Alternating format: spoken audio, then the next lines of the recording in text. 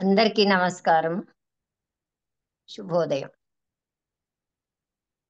వేద సంస్కృత సమితి, విశ్వ యోగా విద్యాపీఠ్ రెండు సంయుక్తంగా నిర్వహిస్తున్న సనాతన ధర్మం సర్టిఫికేట్ కోర్సులో మనం ఈరోజు వేదాంగాలు గురించి చెప్పడానికి మనకి సిఎస్ఆర్ ప్రభు గారు వస్తున్నారు. సో తరగతి ప్రారంభించుకునే ముందు ప్రార్థనతో దేశమాతను కొలుస్తూ తరగతి ప్రార్థనతో మనం తరగతి ప్రారంభించుకున్నాం. నమస్కారం. వందే మాతరం చెప్పవలసిందిగా ఝాన్సీ మేడం కోరుతున్నా. ఝాన్సీ మేడం. నమస్తే మేడం. శ్రీ గురుభ్యో నమః. వందే మాతరం వందే మాతరం సుజలాం సుఫలాం మలయజ శీతలా సస్యశ్యామలాం మాతరం వందే మాతరం శుభ్రజోత్స్నా పులకితయామినీ పుల్లకుసుమితా ద్రుమదళశోభినీ సుహాసినీ సుమధురభాషిణీ సుఖదాం వరదాం మాతరం వందే మాతరం వందే మాతరం వందే మాతరం. శ్రీ గురుభ్యో నమః. వందే మాతరం. ధన్యవాదాలు ఝాన్సీ మేడం. ఇప్పుడు హిమబిందు గారిని తరగతి ప్రార్థన చేయవలసిందిగా కోరుతున్నాను. అందరికీ నమస్కారం అండి. ముందుగా ఒక నిమిషం ధ్యానం.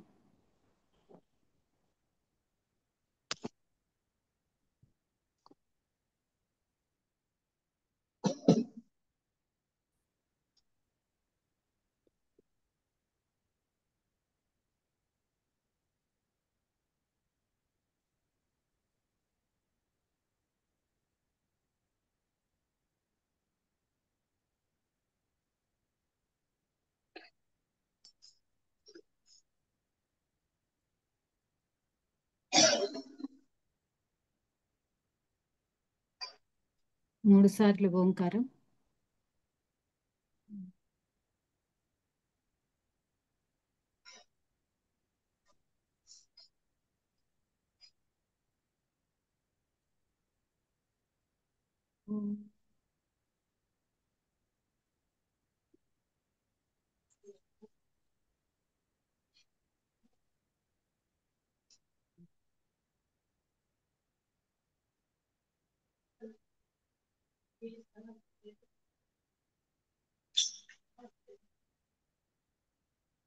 ఓం గణానాం త్వా గణపతిగుం హవామహే కవిం కవీనాం ఉపమస్రవస్తమం జ్యేష్ఠరాజం బ్రహ్మణాం బ్రహ్మణస్పత ఆనః శృణ్వన్నోతిభిः सीदसादनम्.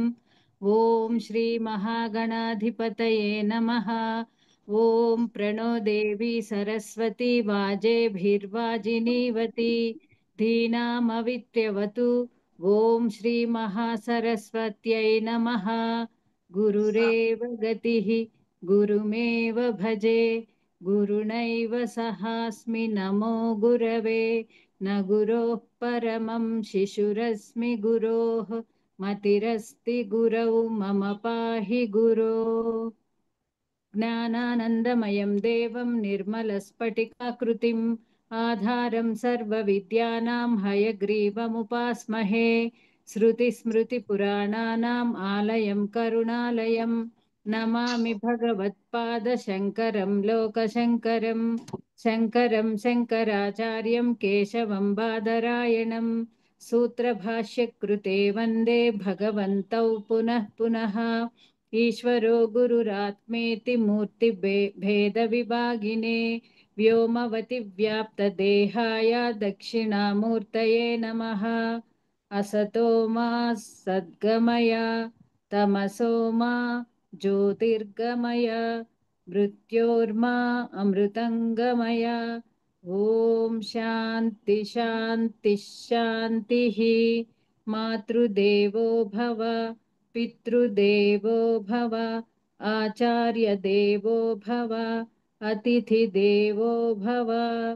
ఓం సహనావవతు సహనౌ భునక్తు సహ వీర్యం కరవావహై తేజస్వినావధీతమస్తు మా విద్విషావహై. ఓం శాంతి శాంతి శాంతి. శ్రీ గురుభ్యో నమః. సర్వేభ్య నమస్కారం. శ్రీ గురుభ్యో నమః. ధన్యవాదాలు హిమబిందు గారు. మనం తరగతుల్లో ఇంతవరకు సంస్కృతం గురించి, వేదాల గురించి, పురాణాల గురించి నేర్చుకున్నాం. ఈ రోజు తరగతిలో మనకి గురువు గారు సిఎస్ఆర్ ప్రభు గారు వేదాంగాల గురించి చెప్పబోతున్నారు. గురువు గారు నమస్కారం అండి. ఈ రోజు తరగతిలో మనకి వేదాంగాల గురించి చెప్పవలసిందిగా ప్రార్థిస్తున్నాను. ఓం నమో బ్రహ్మాదిభ్యో బ్రహ్మ విద్యా సంప్రదాయ కర్తృభ్యో వంశ ఋషిభ్యో మహద్భ్యో నమో గురుభ్యః. సర్వోపప్లవరహిత ప్రజ్ఞానఘన ప్రత్యగర్ధో సోహమస్మి బ్రహ్మైవాహమస్మి. ఆల్రెడీ మీరు వేదాల గురించి కొంత తెలుసుకున్నారు, కొంత ఐడియా వచ్చి ఉంటుంది. వేదాలు అనేవి 4 వేదాలు, వాటి ఉపవేదాలు, వాటికి అంగాలు, ఉపాంగాలు. ఇవి కాక ఆ వేదాల్లో భాగమే ఉపనిషత్తులు. నేను ఉపనిషత్తుల గురించి చెప్పినట్టున్నాను. చెప్పాను చెప్పలేదు ఇంత మునుపు, మీకు ఇంగ్లీష్లో చెప్పాను. తెలుగులో సో అవ్వలేదు. ఇప్పుడు ఈ వేదం అనేది ఓకే, వేదం అనేది 4 భాగాలుగా ఉంది. ఒకటి సంహిత అంటారు, అంటే మంత్రభాగం అంటారు. అంటే ఇప్పుడు మీరు వినే ఉంటారు, మీకు అందరికీ కొంతమందికి పురుష సూక్తం వినే ఉంటారు, స్త్రీ సూక్తం విన్నారు కదా. స్త్రీ సూక్తం కొందరికి వచ్చి కూడా నోటికి మేళ తెలుసు. సో ఇవి వేదంలో సూక్తాలు, అంటే చాప్టర్స్ అన్నమాట. సో ఆ చాప్టర్స్ చాలా ఉంటాయి. ఇప్పుడు ప్రాణ సూక్తం అని ఉంటుంది, భూ సూక్తం అని ఉంటుంది, అరుణ సూక్తం అని ఉంటుంది, సౌరం అని ఉంటుంది. ఇట్లా అనేకమైనటువంటి సూక్తాలు ఉంటాయి. పంచ సూక్తాలు అనేవి చాలా ఫేమస్. అంటే స్త్రీ సూక్తం, పురుష సూక్తం, మన్యు సూక్తం, భూ సూక్తం, ఇట్లా. సో ఇప్పుడు ఈ సూక్తాలు, చాప్టర్స్ ఇదంతా మంత్రాలు.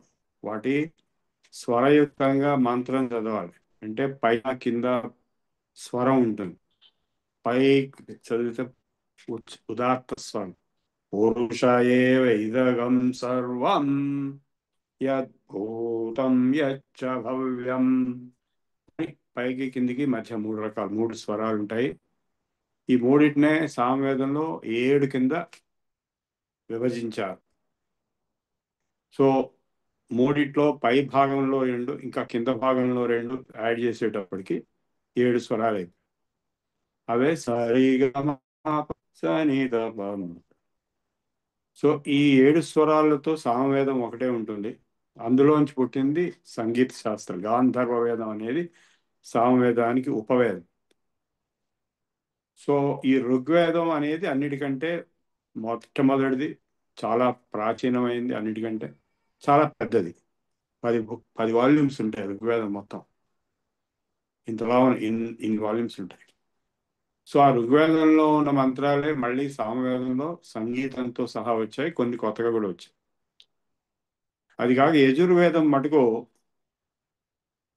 యజ్ఞాల గురించి, యజు అనే శబ్దం ఉంది కాబట్టి యజ్ఞం ఎలా చేయాలి అంటే రకరకాల యజ్ఞాల దగ్గర ఏమేమి స్టెప్స్ ఉన్నాయి, మట్టి దగ్గర నుంచి వేది దగ్గర నుంచి సర్వస్వం అందులో చెప్పండి. సో యజుర్వేదంలో 2 శాఖలు ఉన్నాయి. శాఖలు అంటే ఇప్పుడు మీకు శాఖలు అంటే బ్రాంచెస్ అని అర్థం. ఒకటి కృష్ణ యజుర్వేదం, ఒకటి శుక్ల యజుర్వేదం. కృష్ణ అంటే ఏ అనుకుంటే శుక్ల అంటే బి అనుకోవచ్చు, అంతకంటే ఏం లేదు. సో ఇది ఆ మన ఆంధ్రదేశంలో ఎక్కువగా చాలా ఆల్మోస్ట్ ఆల్ ఆంధ్ర తెలంగాణ అన్ని కలిపి కృష్ణ యజుర్వేదమే ఉంటుంది. సో నేను కూడా కృష్ణ యజుర్వేదమే శాఖ, అంటే మన స్వశాఖ. బ్రాహ్మణులకి ఒక పర్టికులర్ శాఖ ఉంటుంది వేదానికి. అదే ఇప్పుడు మహారాష్ట్రకి వెళ్తే లేదా నార్త్ ఇండియాకి వెళ్తే వాళ్ళు శుక్ల యజుర్వేదం చదువుతారు. అది వేరు, దాని చదివే పద్ధతి వేరు. మంత్రాలు కొన్ని సేమ్ ఉంటాయి, కొన్ని వేరుగా కూడా ఉంటాయి, చాలా వరకు సేమ్ ఉంటాయి, కానీ చదివే పద్ధతి పూర్తిగా డిఫరెంట్. నార్త్ ఇండియాలో మీరు వినే ఉంటారు, నార్త్ ఇండియా వేద బ్రాహ్మణులు చదివితే అదేంటో ఇట్లా చదువుతున్నారేంటో అనిపిస్తుంది మీకు, కానీ అది కరెక్ట్. అది వాళ్ళ వేదానికి అది కరెక్ట్, ఇది మన వేదానికి ఇది మనది కరెక్ట్. సో ఇప్పుడు అట్లాగే తమిళనాడులో ఋగ్వేదులు ఉంటారు, వాళ్ళు ఋగ్వేదం ప్రకారం అన్నీ చేస్తారు. అథర్వవేదం చాలా తక్కువ, కొత్తగా వచ్చింది. ఈ 4 వేదాలు గురించి మీకు విశాలాక్షి గారు చెప్పే ఉంటారు. సో ఈ వేదాలని అర్థం చేసుకోవాలంటే ఎట్లాగా అంటే ఇందులో 4 భాగాలు అని చెప్పాను కదా. ఫస్ట్ భాగం మంత్ర భాగం అని చెప్పాను, అంటే ఈ మంత్రాలన్నీ ఉండేవి ఆ భాగం, అది మంత్ర భాగం, అదే వేదం మెయిన్గా. అది కాక బ్రాహ్మణ గ్రంథాలని కొన్ని ఉన్నాయి. బ్రాహ్మణులు అంటే బ్రాహ్మణులు, క్షత్రియులు, వైశ్యులు, ఆ బ్రాహ్మణులు కాదు, ఆ గ్రంథాల పేరు. శతపథ బ్రాహ్మణం అని, గోపథ బ్రాహ్మణం అని, పంచవింశత్ బ్రాహ్మణం అని, షడ్వింశత్ బ్రాహ్మణం అని, ఇట్లా అనేక బ్రాహ్మణ గ్రంథాలు ఉన్నాయి. వాటిల్లో యజ్ఞ యాగాది క్రతువుల్లో చేయవలసినటువంటి ప్రాక్టికల్ ప్రొసీజర్స్ అవి చెప్పబడతాయి, ఎప్పుడు ఏం చేయాలి అనేది చెప్పబడుతుంది. సో మంత్ర బ్రాహ్మణయో వేద అని ఒక స్టేట్మెంట్ కూడా ఉంది, 2 కలిపి వేదం అన్నారు. ఇక మూడోది ఏంటి, మూడోది 4వది జ్ఞానకాండ. ఈ 2 కర్మకాండ కిందకి వస్తాయి. అంటే వేదం చదవటం, వేదం నేర్చుకోవటం, అంటే ఎలా చదవాలో నేర్చుకోవటం. ఒక పురుష సూక్తం నేర్చుకోవడానికి నాకు 3 నెలలు పట్టింది కరెక్ట్గా, అంటే స్వరం కరెక్ట్గా ఉండాలి. ఇష్టం వచ్చినట్టు చదివితే అంత తప్పు. సో స్వరయుక్తంగా వేదాధ్యయనం చేయడం చిన్నప్పటి నుంచి వేద పాఠశాలలో గురుకులాల్లో చేస్తూ, ఆ తర్వాత దాన్ని యజ్ఞంలో పాడుతూ, వేదం అనేది చదవటం కాదు పాడటం, 3 స్వరాలతో కానీ 7 స్వరాలతో కానీ. సో అట్లా చేయటం అనేది వైదిక కర్మకాండ అనేది మంత్ర బ్రాహ్మణయో వేద అని శబ్దం, శాస్త్రం. ఇకపోతే జ్ఞానకాండ అనేది ఉందో, అంటే వేదంలో వేద మంత్రాల్ని ఎలా ఉపయోగించాలి, ఎక్కడ ఎలా ఏం చేసినప్పుడు ఏం చదవాలి, ఎప్పుడు ఆహుతి వేసినప్పుడు ఏం చదవాలి, ఎప్పుడు ఏ ఆహుతి వేయాలి, ఏ దేవతకి చేయాలి, ఇవన్నీ చెప్పేవి బ్రాహ్మణ గ్రంథాలు, వేదాలు. అంటే యజుర్వేదంలో మొత్తం చెప్తారు. సో కర్మకాండ అనేది ఒక పెద్ద సబ్జెక్ట్. మీరు చూసే ఉంటారు సోమయాగం అని, అగ్ని చయనం అని, అగ్నిష్ఠోమం అని, అశ్వమేధం అని, వాజపేయం అని, ఇట్లా ఇవన్నీ యజ్ఞాలు యాగాలు ఉన్నాయి, 11 హవిర్యాగాలు ఉన్నాయి. సో ఈ కర్మకాండ అంతా చేయడం కోసమని ఏవైతే విద్యలు అవసరమో అవన్నీ వేదాంగాల కింద చెప్పండి. మీకు అర్థమవుతుంది నేను చెప్పేది. ఈ మంత్ర బ్రాహ్మణయో వేద అనేటువంటి ఈ 2, అంటే మంత్రాలు, సూక్త మంత్రం అంటే ఒక శ్లోకం లాంటి, శ్లోకం అనకూడదు, వేదంలో ఉండేవన్నీ శ్లోకాలు కాదు మంత్రాలు అంటారు, వేదం కానీ ఉపనిషత్తు కానీ. మిగిలినవన్నీ శ్లోకాలు, బయట వేదం కానివి, వేద బాహ్యమైనటువంటి సంస్కృత సాహిత్యం అంతా కూడా శ్లోకాల రూపంలో, పద్య రూపంలో ఉంటుంది, లేదా గద్య రూపంలో ఉంటుంది. వేదంలో కూడా కొన్ని చోట్ల గద్యం ఉంటుంది, అంటే ఇప్పుడు యజుర్వేదం గద్యం కూడా ఉంటుంది. సో ఇప్పుడు ఏంటంటే ఈ 2 వాడుకొని యజ్ఞయాగాది క్రతువులు చేయడం కోసమని ఏవైతే విద్యలు అవసరమో వాటిని వేదాంగాలు అంటే. మరి మిగిలిన 2 సంగతి ఏంటి అంటే, మిగిలిన 2 అరణ్యకాలు, ఉపనిషత్తులు, దాని వేదాంతం అన్నట్టు. అంత భాగం, 2వ భాగం లాస్ట్ భాగం కాబట్టి వేదాంతము. అంటే అది జ్ఞానకాండ అని. అక్కడ కర్మకాండ ఉండదు. ఇప్పుడు సన్యాసులు ఉన్నారు, సన్యాసం అంటే కర్మను వదిలిపెట్టేశాడు, ఏ కర్మ చేయకూడదు. ఈ కర్మ చేయాలంటే వివాహితుడై భార్య పక్కన ఉండాలి. మీరు వినే ఉంటారు, రాముడు సీత లేకపోవడం వల్ల బంగారు సీతను తయారు చేయించి ప్రత్యామ్నాయంగా పెట్టుకుని యజ్ఞం చేశాడు. సో అట్లా కర్మకాండకు అర్హత కేవలం భార్య ఉన్నప్పుడే అర్హత ఉంది. సన్యసించిన వాడికి కానీ లేదా ఇతర పరిస్థితుల్లో ఉన్నవాడికి కానీ భార్య ఉండదు కాబట్టి కర్మకాండకి అధికారం లేదు. కేవలం జ్ఞానకాండకి అధికారం. అంటే భార్య ఉన్న వాళ్ళకి జ్ఞానకాండ అధికారం లేదా అంటే ఉంది, కానీ కర్మకాండకి భార్య ఉండాలి తప్పనిసరిగా. అందులో చాలా మంది స్త్రీలని తొక్కిపెట్టారు, అదంతా నాన్సెన్స్ అంతా మాట్లాడతారు. ఇది ఒక ఎగ్జాంపుల్. స్త్రీ లేకపోతే ఏ కర్మకాండ చేయడానికి అర్హత లేదు అని చెప్పారు. ఎటువంటి యజ్ఞం కానీ యాగం కానీ ఏదైనా సరే స్త్రీ పక్కన ఉంటేనే చేయగలరు. సో జ్ఞానకాండకు వచ్చేటప్పటికి వీళ్ళకి వివాహానికి సంబంధం లేదు. రెండు రకాల వాళ్ళు ఉంటారు, వానప్రస్థులు, సన్యాసులు లేదా బ్రహ్మచారులు. అంటే వనంలో ఉండిపోయేవాళ్ళు తపస్సు చేసుకుంటూ వానప్రస్థులు. అట్లాగే సన్యాసులు. సన్యాసం అంటే అన్ని వదిలిపెట్టేసాడు కదా. బ్రహ్మచారులు అంటే స్టూడెంట్స్. అడవిలో గురుకులాల్లో స్టూడెంట్స్ చదువుకునేవాడు, వేదం చదువుకునేవాడు. వేదం చదువుకోవడం ఒకటే కాకుండా వేదాంత జ్ఞానం కూడా ఉంది. అంటే అంతరార్థం ఏమిటి? కర్మకాండ సరే, కర్మకాండ వల్ల ఏం జరుగుతోంది? రెండు పనులు జరుగుతాయి. ఒకటి శుద్ధీకరణ జరుగుతుంది. ఏం శుద్ధీకరణ జరుగుతుంది? మన పంచకోశాల శుద్ధీకరణ జరుగుతుంది. మన ప్రాణమయ కోసం, అన్నమయ కోసం, విజ్ఞానమయ కోసం, విజ్ఞానమయ కోసం. ఈ అంటే మూడు శరీరాలనే పంచకోశాల కింద చెప్పారు: స్థూల శరీరం, సూక్ష్మ శరీరం, కారణ శరీరం. సో ఈ పంచకోశాల శుద్ధీకరణ మనకి జరుగుతున్నప్పుడు, చేస్తున్న వాడికి, యజమానికి జరుగుతుండగా అంతటితో ఊరుకోకుండా శ్రౌత కర్మలో కర్మకాండ చేయటం వల్ల, అంటే యజ్ఞయాగాది క్రతువులు చేయటం వల్ల మొత్తం ప్రపంచంలో శుద్ధీకరణ జరుగుతుంది.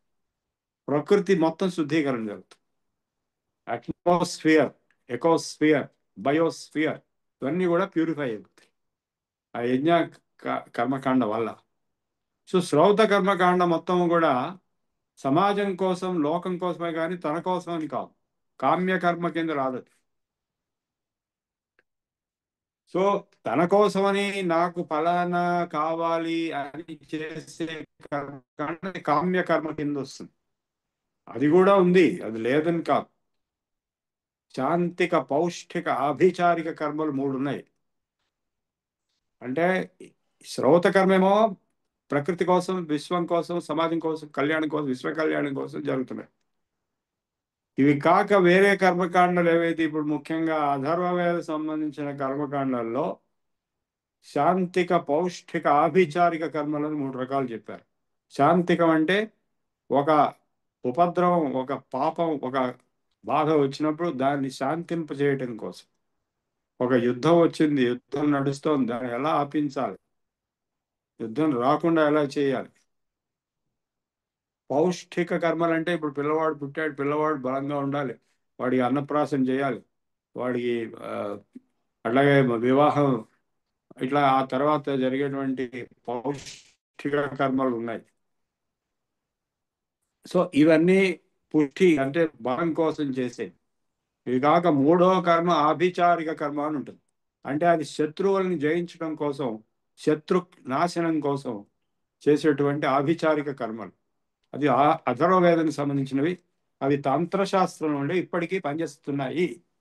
చేసేవాడు ఉన్నారు, కానీ ఇక్కడ మన వైపు ఉండరు. ఎక్కువగా బెంగాలు, బీహారు అటువైపు ఉంటారు. తర్వాత నేను మొన్న ఒక చోటుకి వెళ్ళాను, ఉత్తరప్రదేశ్లో ఝాన్సీ దగ్గర. ఇటార్సీ కాదు, ఝాన్సీ దగ్గర దాతియా అని ఒక ఊరు ఉంది. ఆ దాతియా అనే ఊరిలో ఒక పీతాంబరాదేవి, ఒక అమ్మవారు వెలసింది. ఆ గురువు గారు ఉండేవాడు. ఆయన మహాశక్తిమంతుడైనటువంటి మంత్రవేత్త, మంత్రసిద్ధుడు. ఆయన ఇండియా చైనా యుద్ధం జరిగినప్పుడు 1962లో ఆయన కొన్ని యాగాలు, హోమాలు అవి చేసి యుద్ధాన్ని ఆపేశాడు. Can you believe this? అది అసంభవం కాదని తెలియదు, నాకు తెలియదు, అక్కడికి వెళ్ళిన తర్వాత తెలుసు. అక్కడ తాలూకు వాళ్ళు నన్ను తీసుకెళ్ళి అక్కడికి, నన్ను చూడంగానే అక్కడికి తీసుకెళ్ళాలనిపించింది, తీసుకెళ్ళారు. సో అక్కడ ఏదైనా చేయగలరు అన్నమాట వాళ్ళు, ఏ పనైనా అవుతుంది. ఆ తర్వాత ఇందిరాగాంధీ ఎలక్షన్లో ఓడిపోయినప్పుడు మళ్ళీ అక్కడికి వెళ్ళి మళ్ళా ఏదో వాళ్ళని ప్రార్థిస్తే వాళ్ళు మళ్ళా ఏదో చేసి ఆమెను మళ్ళా గెలిపించారు. సో ఈ రోజు వరకు కూడా ఎవరికి ఏ పని కావాలన్నా అక్కడికి వెళ్తారు. పెద్ద పెద్ద పనులు, మామూలు పనులు కాదు. నేను అడిగిన మరి నా సంగతి ఏంటంటే నీకేం కావాలన్నా, నాకేదో చిన్న చిన్న అవసరాలు నేను చెప్తే ఇది అదేం పెద్ద గొప్ప విషయం కాదు, నువ్వు కేవలం అష్టోత్తర శతనామావళి రోజు ఉపాసన చేసుకో అమ్మవారిని. అంటే పీతాంబర అంటే బగళాముఖి, దశ మహావిద్యల్లో ఒక మహావిద్య. కాళీలాగా బగళాముఖి, కాళీ కంటే సౌమ్య స్వరూపమే. కాళీ చాలా రౌద్రంగా ఉంటుంది, కానీ సౌమ్య స్వరూపమే, బగళాముఖి అంటారు. నేను అష్టోత్తర శతనామావళి రోజు చదువుతున్నాను. సో అంత పవర్ఫుల్ తాంత్రిక కర్మకాండ ఇప్పటికీ ఉంది. అంటే ఆగమ శాస్త్ర ప్రకారం, తంత్రశాస్త్ర ప్రకారం. అంటే ఇవి ఇందులో శత్రు వినాశనం అంటే చేతపడి చేయడం అలాంటివి కాదు ఇక్కడ. అది వాళ్ళు వేరే ఉంటారు, వాళ్ళు తాంత్రికులు. ఇక్కడ దేవతా ఉపాసన. సో ఇదంతా ఎందుకు చెప్తున్నానంటే ఈ కర్మకాండ అంతా కూడా చేయడం అనేది ఒక పెద్ద సబ్జెక్ట్ విద్య. సో ఇవన్నీ నాకు వద్దు, వైరాగ్యంతో నేను అన్ని కోరికలను వదిలిపెట్టేశాను, నాకు అయిపోయింది జీవితం, నాకేం అక్కర్లేదు అంటే చిన్నప్పుడే సన్యాసం పుచ్చుకున్నా, లేదా నాలాగా 70 ఏళ్ళు దాటిన తర్వాత సర్వకర్మాణి మనసా సన్యస్యాస్తే సుఖం వశి అన్నాడు భగవద్గీత. అన్నిటినీ సన్యసించడం అంటే వదిలేయటం. సన్యసించడం కామ్యానాం కర్మణాం న్యాస సన్యాసి ఇత్యుచ్యతే అని భగవద్గీతలో. సన్యాసం అంటే ఏమిటి అంటే అన్ని కోరికల్ని వదిలేయటం, కోరికలతో ముడిపడినటువంటి కర్మకాండని వదిలేయటం. సో ఎప్పుడైతే వదిలేస్తాడో మనిషి వైరాగ్యంతో, నిత్యానిత్య వస్తు వివేకం, ఇదంతా ఎందుకు దండగా, నాకు ఇవేం అక్కర్లేదు, నేను సన్యసిస్తాను మానసికంగా కానీ భౌతికంగా కానీ 2 విధాలా కానీ అనుకున్నప్పుడు కేవలం జ్ఞానకాండ ఒకటే కావాలి, కర్మకాండ అవసరం లేదు. జ్ఞానకాండ ఎందుకు అంటే అది మోక్షం కోసం. సో ఉపనిషత్తుల్లో చెప్పబడినటువంటి తత్వజ్ఞానం అదే అరణ్యకాలు అని చెప్పి బృహదారణ్యక ఉపనిషత్తు అన్న పేరుంది. అంటే అడవిలో, గురుకులాల్లో, ఆశ్రమాల్లో వాళ్ళు ఏవైతే ఆలోచించారో జ్ఞానం తేహం ప్రవక్ష్యామి యజ్ఞాత్వా అమృతమశ్నుతే అన్నారు. ఏది తెలుసుకుంటే నువ్వు అమృతత్వాన్ని పొందుతావు. మీరు ఇందాక ప్రార్థనలో రసతోమా సద్గమయ, తమసోమ జ్యోతిర్గమయ, మృత్యోర్మ అమృతంగమయ అని మీరు ప్రార్థన శ్లోకాలు చదివారు. సో అందులో తమసోమ జ్యోతిర్గమయ అనేదైతే ఉందో అది మృత్యోర్మ అమృతం గమయ, అమృతతత్వాన్ని పొందడం కోసమని ఏదైతే అంటే భగవంతుడిలో లయమైపోవడానికి ఏదైతే మనం ప్రయత్నం చేస్తామో అది జ్ఞాన మార్గం. జ్ఞానం తెచ్చుకోవడానికి, జ్ఞానాన్ముక్తి, జ్ఞానం రావడం వల్ల మోక్షం వస్తుంది. సో ఆ జ్ఞానం కోసం మటుకే ఈ జ్ఞానకాండ అనేది ఉంది ఉపనిషత్తుల్లో. అదే బ్రహ్మసూత్రాల్లోకి బాధమైనటువంటి వ్యాస మహర్షి సూత్రప్రాయంగా చెప్పడం జరిగింది. దాన్నే భగవద్గీతలో చాలా హృద్యంగా, అందరికీ నచ్చేటట్టుగా, అందరికీ పనికొచ్చేటట్టుగా, అన్ని జాతుల వాళ్ళకి, ఎక్కువ జ్ఞానం లేని వాళ్ళకి, పాండిత్యం లేని వాళ్ళకి కూడా అర్థమయ్యేటట్టుగా అదే జ్ఞానాన్ని భగవద్గీతలో చెప్పండి. సో ఈ విధంగా ఇది జ్ఞానం వేదంలో ఉన్నదే, వీళ్ళు కొత్తగా పెట్టింది కాదు. పురుష ఏవ ఇదగం సర్వం యద్భూతం యచ్చ భవ్యం అని చెప్తే ఏంటి, అద్వైతం చెప్పారు. ఉన్నదంతా ఒకటే బాబు, అదే భగవంతుడు. ఇంతకుముందు ఉన్నది, ఇప్పుడు ఉన్నది, ఇంకా ఉండబోయేది అంతా కూడా అదే. ఉపనిషత్తులో, మాండూక్య ఉపనిషత్తులో సర్వం కల్విదం బ్రహ్మ ఉపనిషత్తులో మహావాక్యాలని అయమాత్మా బ్రహ్మ, తత్వమసి, అహం బ్రహ్మాస్మి, ఇలాంటి వాక్యాలతో బ్రహ్మజ్ఞానం చెప్పబడింది.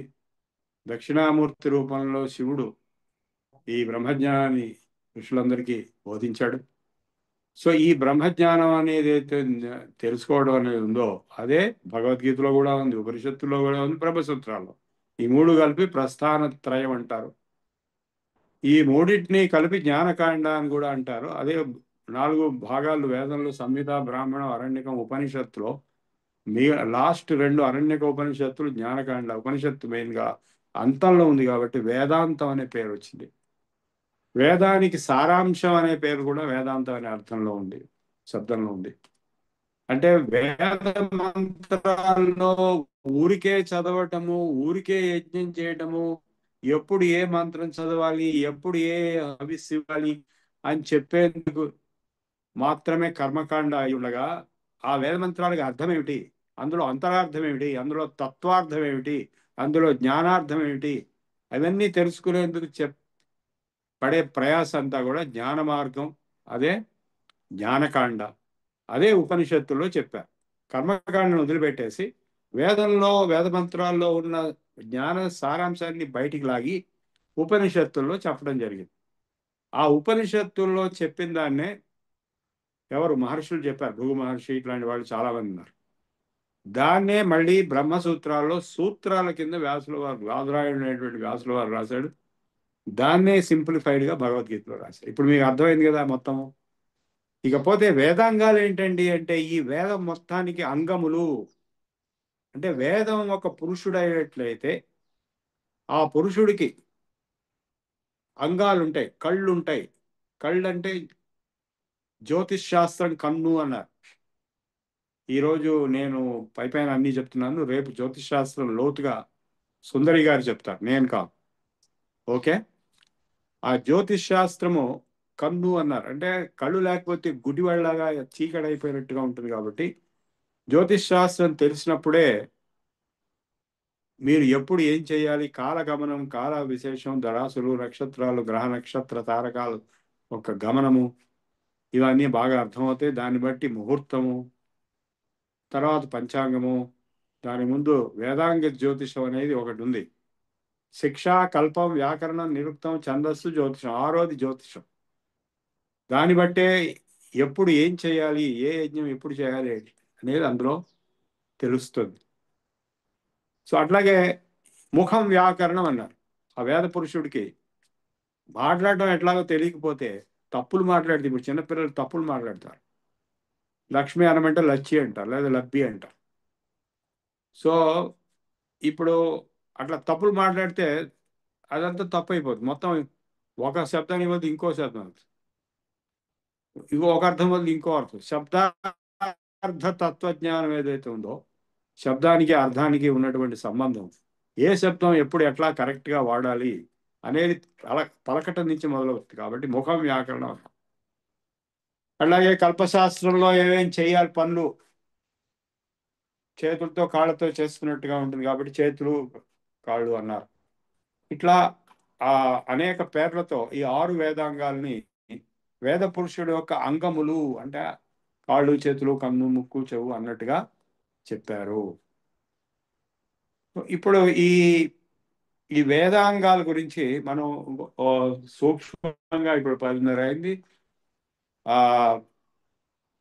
ఇంకో గంట సేపట్లో మనం ఒక్కొక్కటి కొద్ది కొద్దిగా తెలుసుకుని ఇవాళకి ముగిద్దాము. ఇది కేవలం విహంగ వీక్షణ అంటే పైన తెలుసుకోవడమే, లోతుగా వెళ్ళడం అనేది చాలా కష్టమైనటువంటి పని. వ్యాకరణం మటుకు కొంచెం లోతుగా వెళ్ళొచ్చు. నేను వ్యాకరణ శాస్త్రం చిన్నప్పుడే చదువుకున్నాను, పాణిని వ్యాకరణం. మిగిలిన శాస్త్రాలు చాలా జటిలమైనవి, కష్టమైనవి. నేను పైన చెప్పి వదిలేస్తాను. మొట్టమొదటిది ఏం చెప్పాను వేదాంగాల్లో? మొట్టమొదటిది శిక్ష. శిక్ష అంటే ఎడ్యుకేషన్ అని అర్థం. అంటే ఈ హిందీలో శిక్ష ఏవం మంత్రిత్వ విభాగం, శిక్షా విభాగం అంటారు. అంటే ఎడ్యుకేషన్ డిపార్ట్మెంట్ అంటే బేసిక్ ఎడ్యుకేషన్. ఆ శిక్ష అనేది బేసిక్స్, అది లేకపోతే మిగిలినవి రావు. అంటే ఫండమెంటల్ ప్రైమరీ ఎడ్యుకేషన్ అన్నట్టుగా అనమాట. దాంట్లో వర్ణోచ్చారణ శిక్ష అనేది ఒకటి ఉంటుంది. ఏ అక్షరం ఎలా పలకాలి. ఇప్పుడు చిన్నపిల్లలకి అక్షరాలు పడడం కూడా రాదు. మహాప్రాణాలు రావు. కొన్ని భాషల్లో మహాప్రాణాలు లేవు. తమిళ భాషలో మహాప్రాణాలు లేవు. ఖా ఘా ఇవి అసలు లేవు. సో విచిత్రమైన పరిస్థితి. కానీ సంస్కృతం కాబట్టి సంస్కరింపబడింది.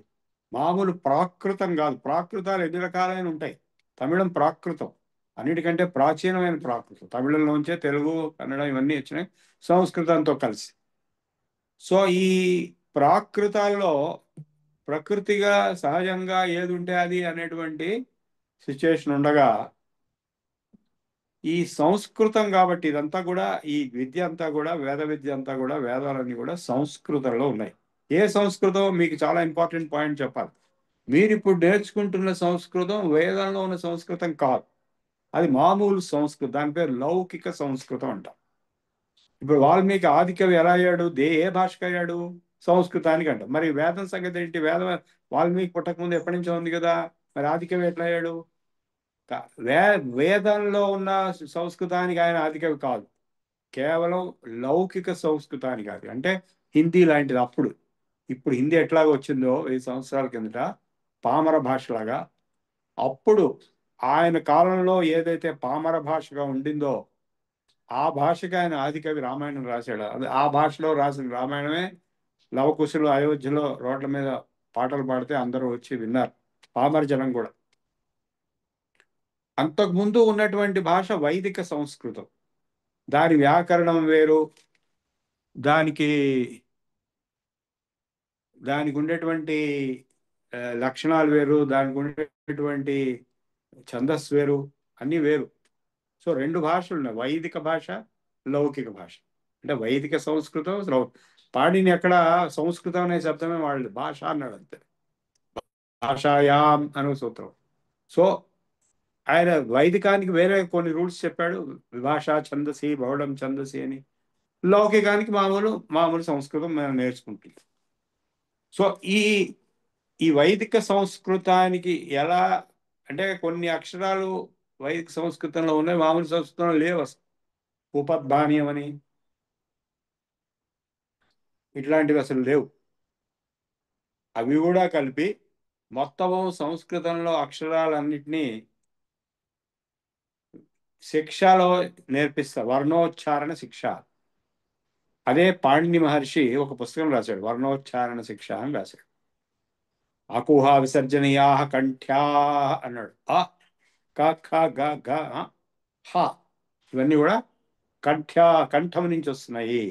ఈచువేష స్థారవ్యా ఈ ఛ ఛ జ జ ఞ ష ఇవి తాలు నుంచి వస్తాయి. నాలుక పైన అంటిస్తాం, పళ్ళ పైన, అది తాలు అంటారు. ఇంకా పైన అంటే ముక్కు వైపు నాలుకలు అంటిస్తే అది మూర్ధ అంటారు. ఋటురష మూర్ధన్యా రు ట ఠ డ ఢ ణ ర ష అని అన్నప్పుడు నాలుగు ఎక్కడ తగులుతోందో దాని పేరు మూర్ధ.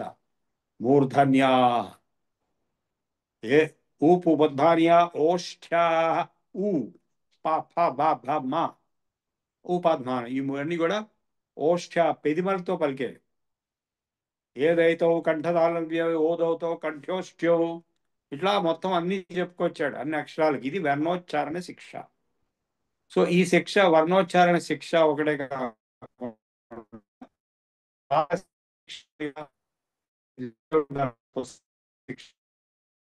అదంతా కూడా శిక్ష కిందే వస్తుంది. అంటే బేసిక్ ప్రైమరీ ఎడ్యుకేషన్.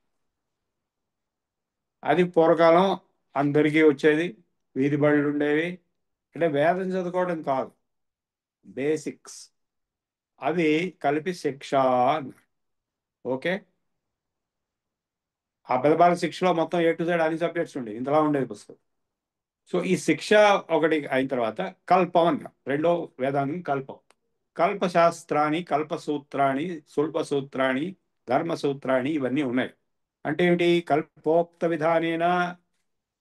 ఇప్పుడు సత్యాన్వేషణ చేసినప్పుడు కల్పోక్త విధానేనా అంటాడు. అంటే ఎప్పుడు ఏది చేయాలి అని చెప్పే రూల్స్ ఏవైతే ఉన్నాయో, గృహ్య సూత్రాలు ఉన్నాయి, సులభ సూత్రాలు ఉన్నాయి, ధర్మసూత్రాలు ఉన్నాయి.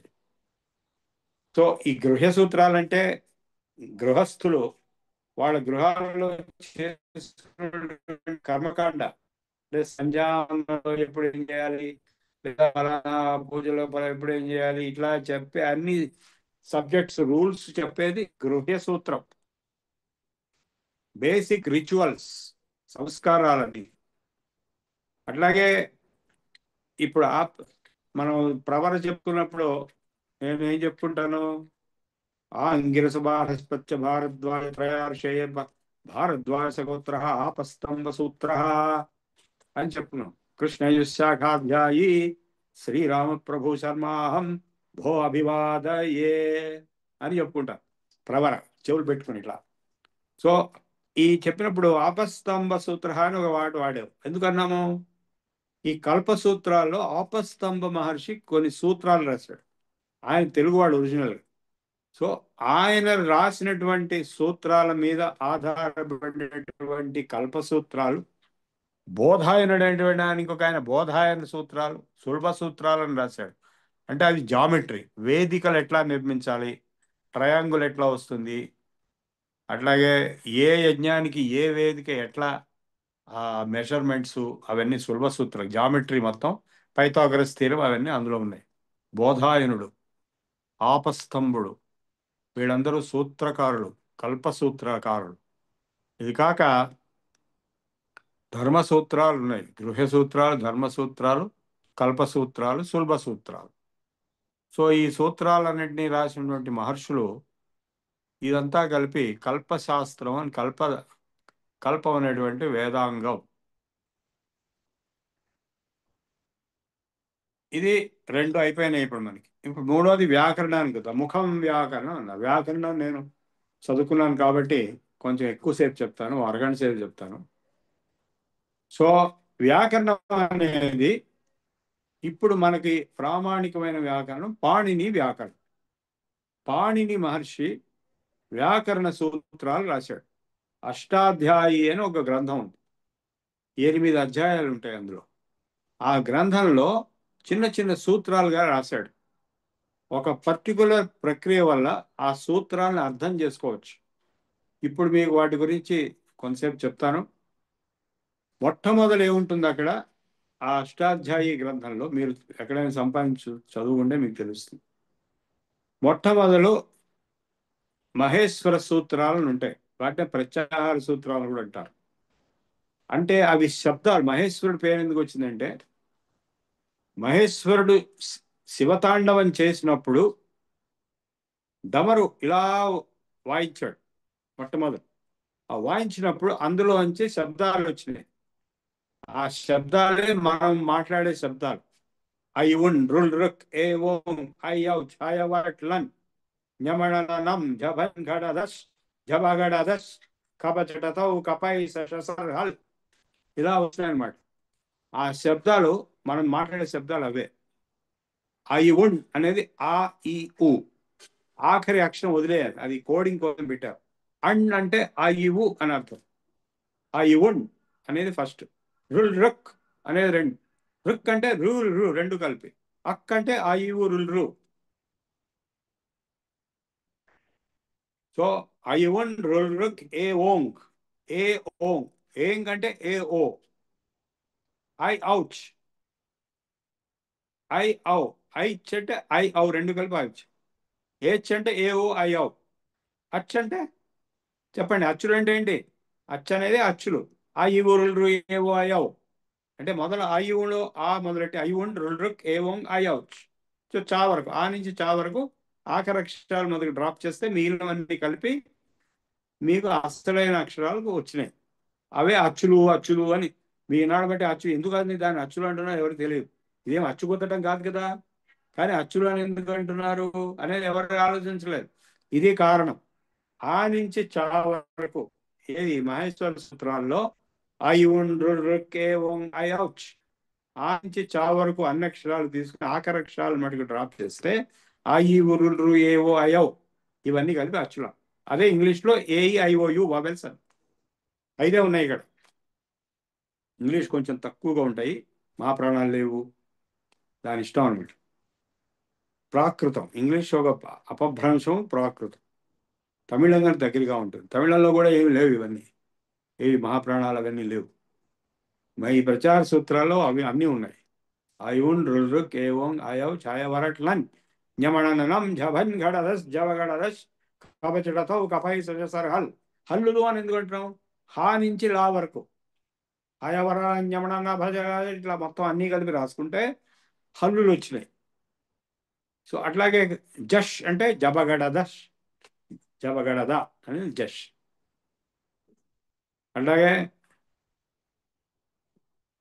ఒక్కొక్క మొదటి అక్షరం నుంచి ఆఖరి అక్షరం మధ్యలో ఉన్న అక్షరాలను కలిపి ఆ షార్ట్ ఫామ్లో కన్వే అవ్వచ్చు. సో ఇట్లా అన్ని సౌండ్స్ అంటే ఒక మనిషిని ఒక గదిలో కూర్చోబెట్టి సౌండ్స్ ప్రొడ్యూస్ చేయమని చెప్తే ఏమేమి సౌండ్స్ ప్రొడ్యూస్ చేయగలడో అవన్నీ ఉన్నాయి ఇక్కడ. ఇతర భాషలో లేవు, కేవలం సంస్కృతంలో అన్ని శబ్దాలు ఉంటాయి. పోతే ఇక్కడ ఒక విచిత్రం ఏంటంటే తెలుగులో ఏ ఓ అనేవి హ్రస్వాలు కూడా ఉన్నాయి, కానీ సంస్కృతంలో హ్రస్వాలు లేవు. ఏ అనేది ఎప్పుడూ దీర్ఘమే, ఓ అనేది కూడా ఎప్పుడు దీర్ఘమే. ఏ ఓ ఐఔ, ఐవున్ రుల్రుక్ ఏఓం ఐఔచ్. సో ఇలా ఫస్ట్ మొదలవుతుంది అష్టాధ్యాయి సూత్రపాఠం. తర్వాత సూత్రం, ఫస్ట్ సూత్రం వృద్ధిరాదైచ్. ఆత్ ఐచ్, ఆత్ అంటే ఆ, ఐచ్ అంటే ఐఓ, ఆ ఐఓ మూడు కలిపి దానికి ఒక పేరు పెట్టారు వృద్ధి అని. అదే గుణ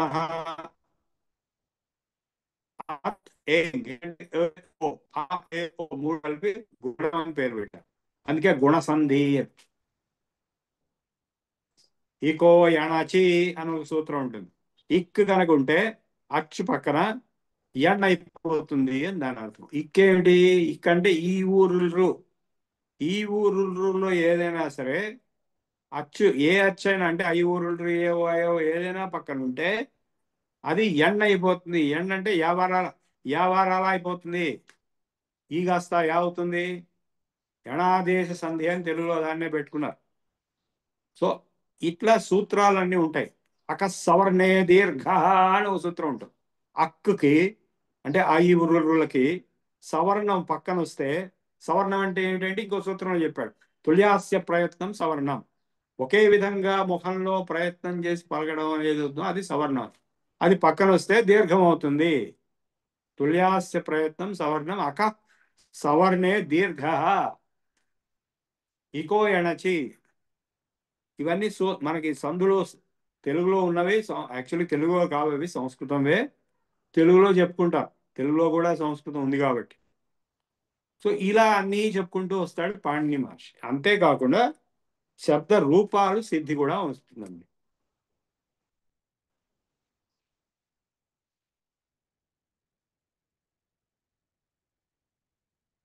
అంటే ఇప్పుడు ఏంటంటే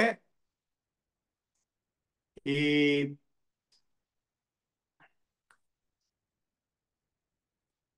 శబ్ద రూపాల సిద్ధి అంటే ఇప్పుడు రామస్య అని ఉంది, రామేణ అని ఉంది. ఎలా ఉంది, ఎందుకుంది, ఎలా వచ్చింది, అది ఎలా వచ్చిందో సిద్ధి చూస్తుంది అన్నమాట.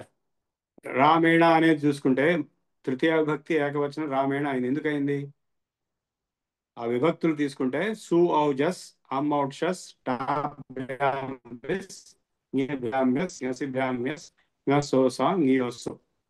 అనేది తీసుకోవాలి.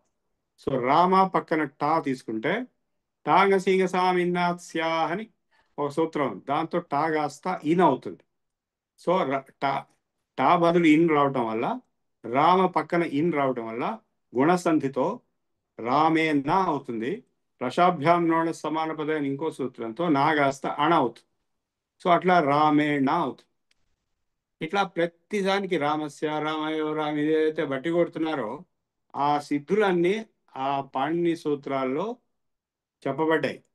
ఆ సిద్ధులన్నీ చెప్తారు ఒక వేరే పద్ధతిలో. ఇప్పుడు మీరు చదువుతున్నది కౌముది పద్ధతి, అందులో ఎక్కువగా బట్టి కొట్టడమే ఉంటుంది.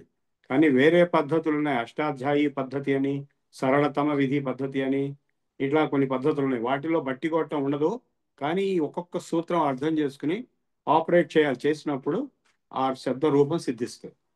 సో ఈ నౌన్ ఫార్మ్స్ అన్నిటికీ ఇట్లా సిద్ధించడాన్ని సుబంతాలు అంటారు. ఎందుకంటే సు ఔజస్ ఇవి డుమువులు తిన్నులను కూర్చే మనకి ఎట్లయితే ప్రత్యయాలు ఉన్నాయో నౌన్స్ కి, అలాగే సంస్కృతంలో సు ఔజస్ అమ్ ఔక్షస్ టాభ్యామిస్ జ్ఞేభ్యామిస్ గసిభ్యామిస్ గసోసాం నియోసు.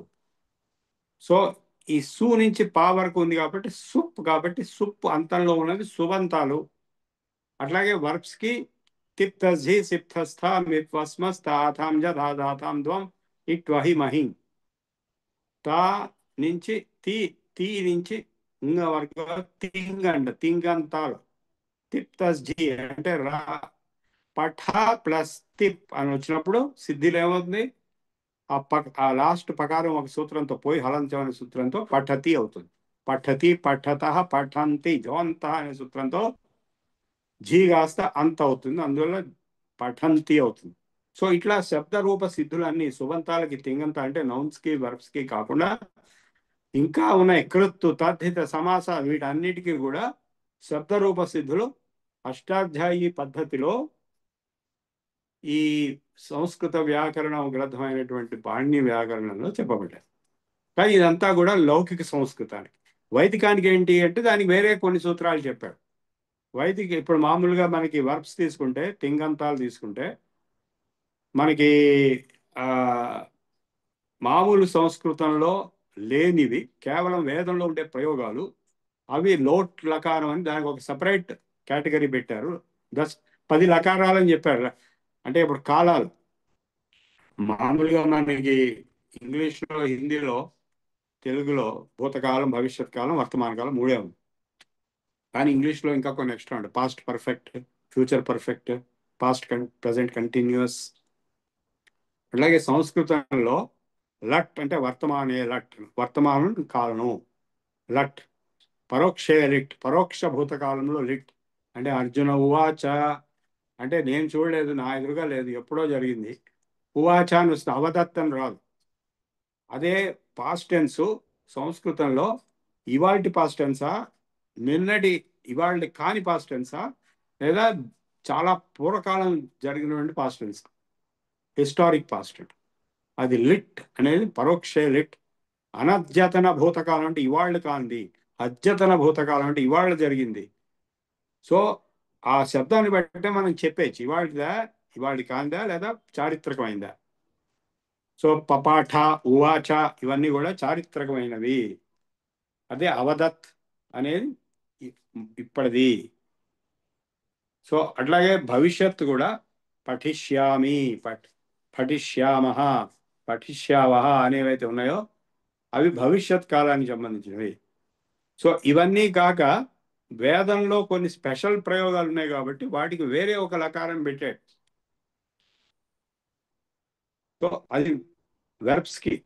ఇందాక నౌన్స్లో చెప్పిన నౌన్స్కి అన్ని వేదంలో మామూలు లౌకికంలో కూడా నౌన్స్ గానే ఉంటాయి, అందులో తేడాలు లేవు.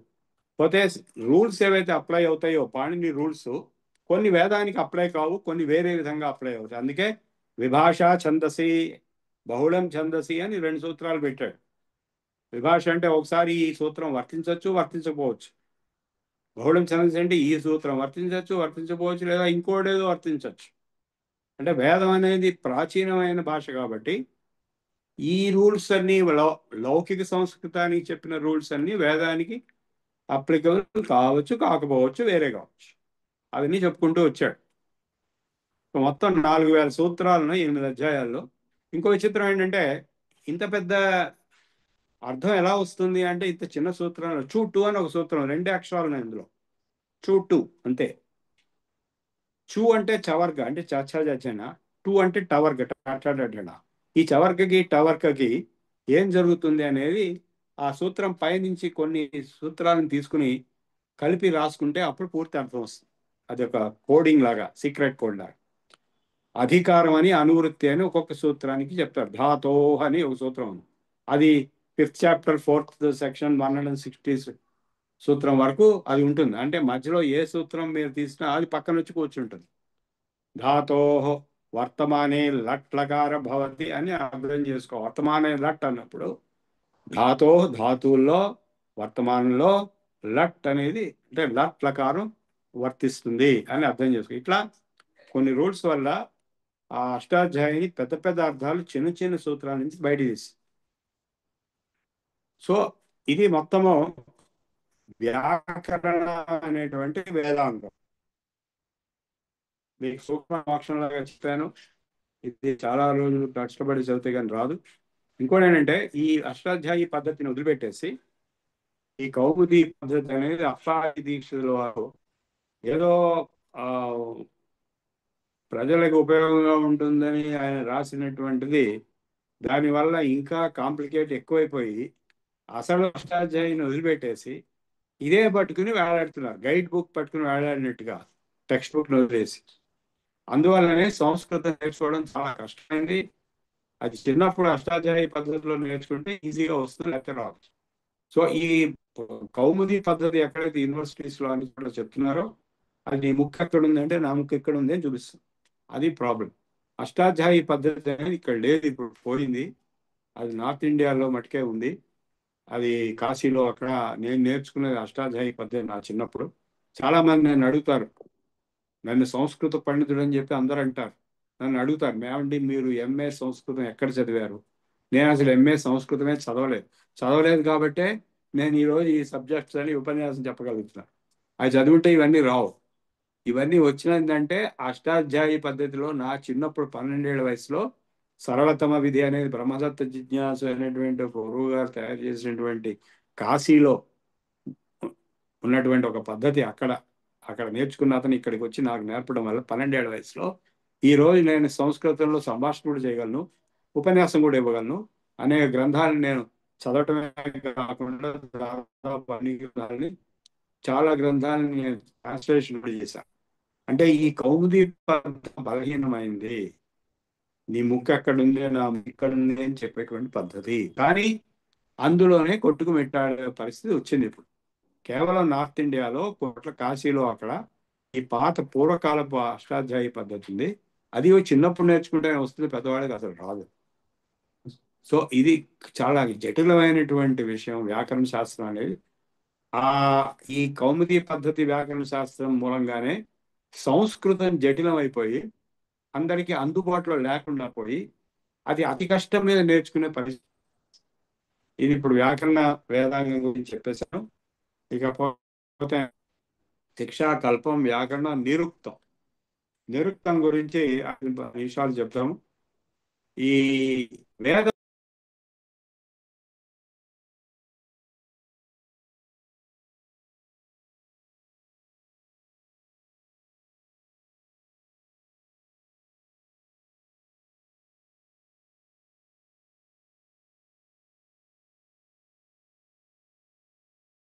ఉండటం వల్ల దాని అర్థం వేదంలో ఉండే శబ్దాలకు అర్థం ఏమిటి అనేది చాలా పెద్ద సమస్య కింద తయారైంది